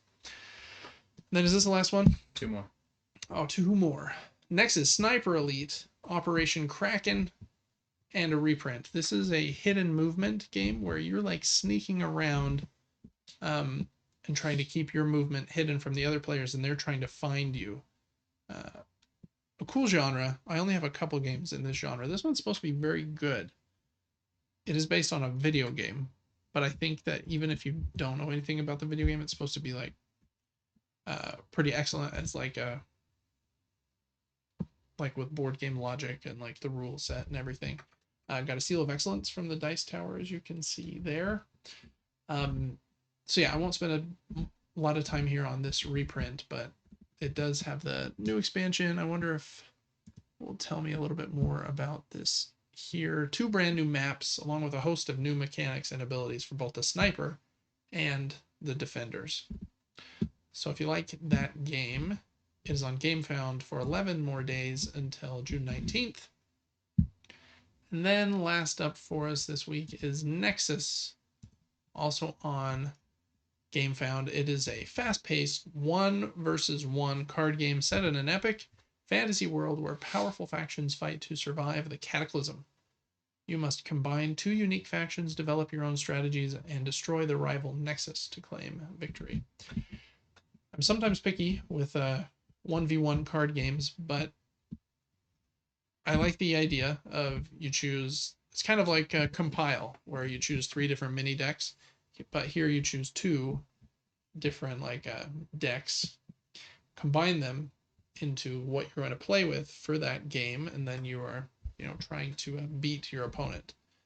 I really like compile, and so I think because of that I was like, oh, this one might be at least worth looking at, because I like that kind of gameplay. I don't think it's a lane battler per se. I think you put like all your cards out in front of you in like a row, and then you can attack like wherever you want, kind of like Hearthstone-ish was kind of the vibe I got. But the artwork looks pretty cool. It's supposed to be solid. I like the idea of mixing 2 decks together, and they specifically said up top like this is not a collectible card game where we're not like hiding like the best cards in booster packs and stuff. So I like the idea of it being content complete as well. Has a cool magnetic deluxe box too. So anyways, that's Nexus, the card game by Redzen Games. It's on GameFound until June 19th. And Devin, in our blitzed version of Crowdfunding Corner today, what is your pick of the week? This one. This one? You sold me so quickly with the just the 2 decks.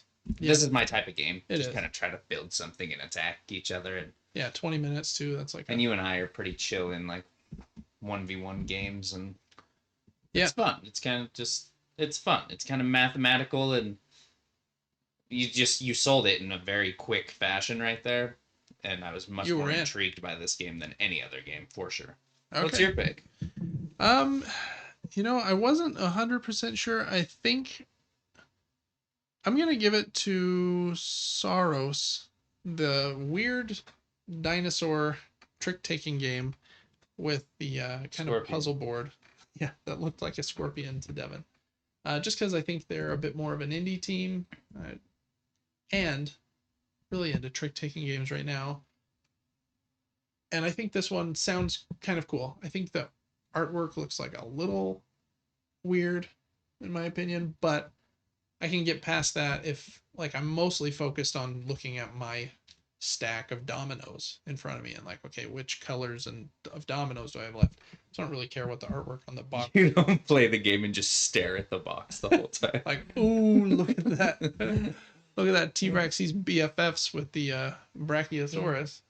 Yeah, I don't know. So yeah, that's probably gonna be my pick of the week, just for uniqueness. It also comes with neoprene player mats and stuff in the I think the deluxe version here. Thick mahjong like tiles, and I like the colors and iconography. Yeah, so I'm gonna go with Soros. So Soros for trick-taking kind of vibes, and Devin chose Nexus, the card game, which does look like a fun kind of 1v1 battler. That's going to do it for Crowdfunding Corner for the week of June 6th, 2025. Thanks so much for watching, and we'll see you next week for episode 63 of Crowdfunding Corner. And Devin, that ends probably our longest episode. Ooh, I don't know. You don't know? It was long, my goodness. Yeah, my legs are like asleep. What are we at? We're at 3 hours. 3 hours and 1 minute right now. 1 minute. Might be a little bit shorter after I clip some stuff. That's a long time to sit in one chair, isn't it? Yeah, it is. I wonder. You kind of killed it, though. If we should, like, take a break, like... If like we're starting to feel it, I'm like, let's take a 5 minute. We should just get a second walking treadmill and we'll both just walk. right here the whole Yeah, time. there you go. That might be kind of nice, to be honest. But anyways, thanks so much for listening and watching. Make sure to check out Devin on Twitch. He's Player 4. He plays all kinds of fun games there Monday through Friday. You can check out my board game content on gamingtopdown.com. We do unboxings and playthroughs. It's a fun time over there as well. And check out the Patreon at patreon.com/supergamebrothers if you want these episodes a little bit early and help us keep the lights on. And I think that's it for today. So we'll see you next week. And until then, have a good one.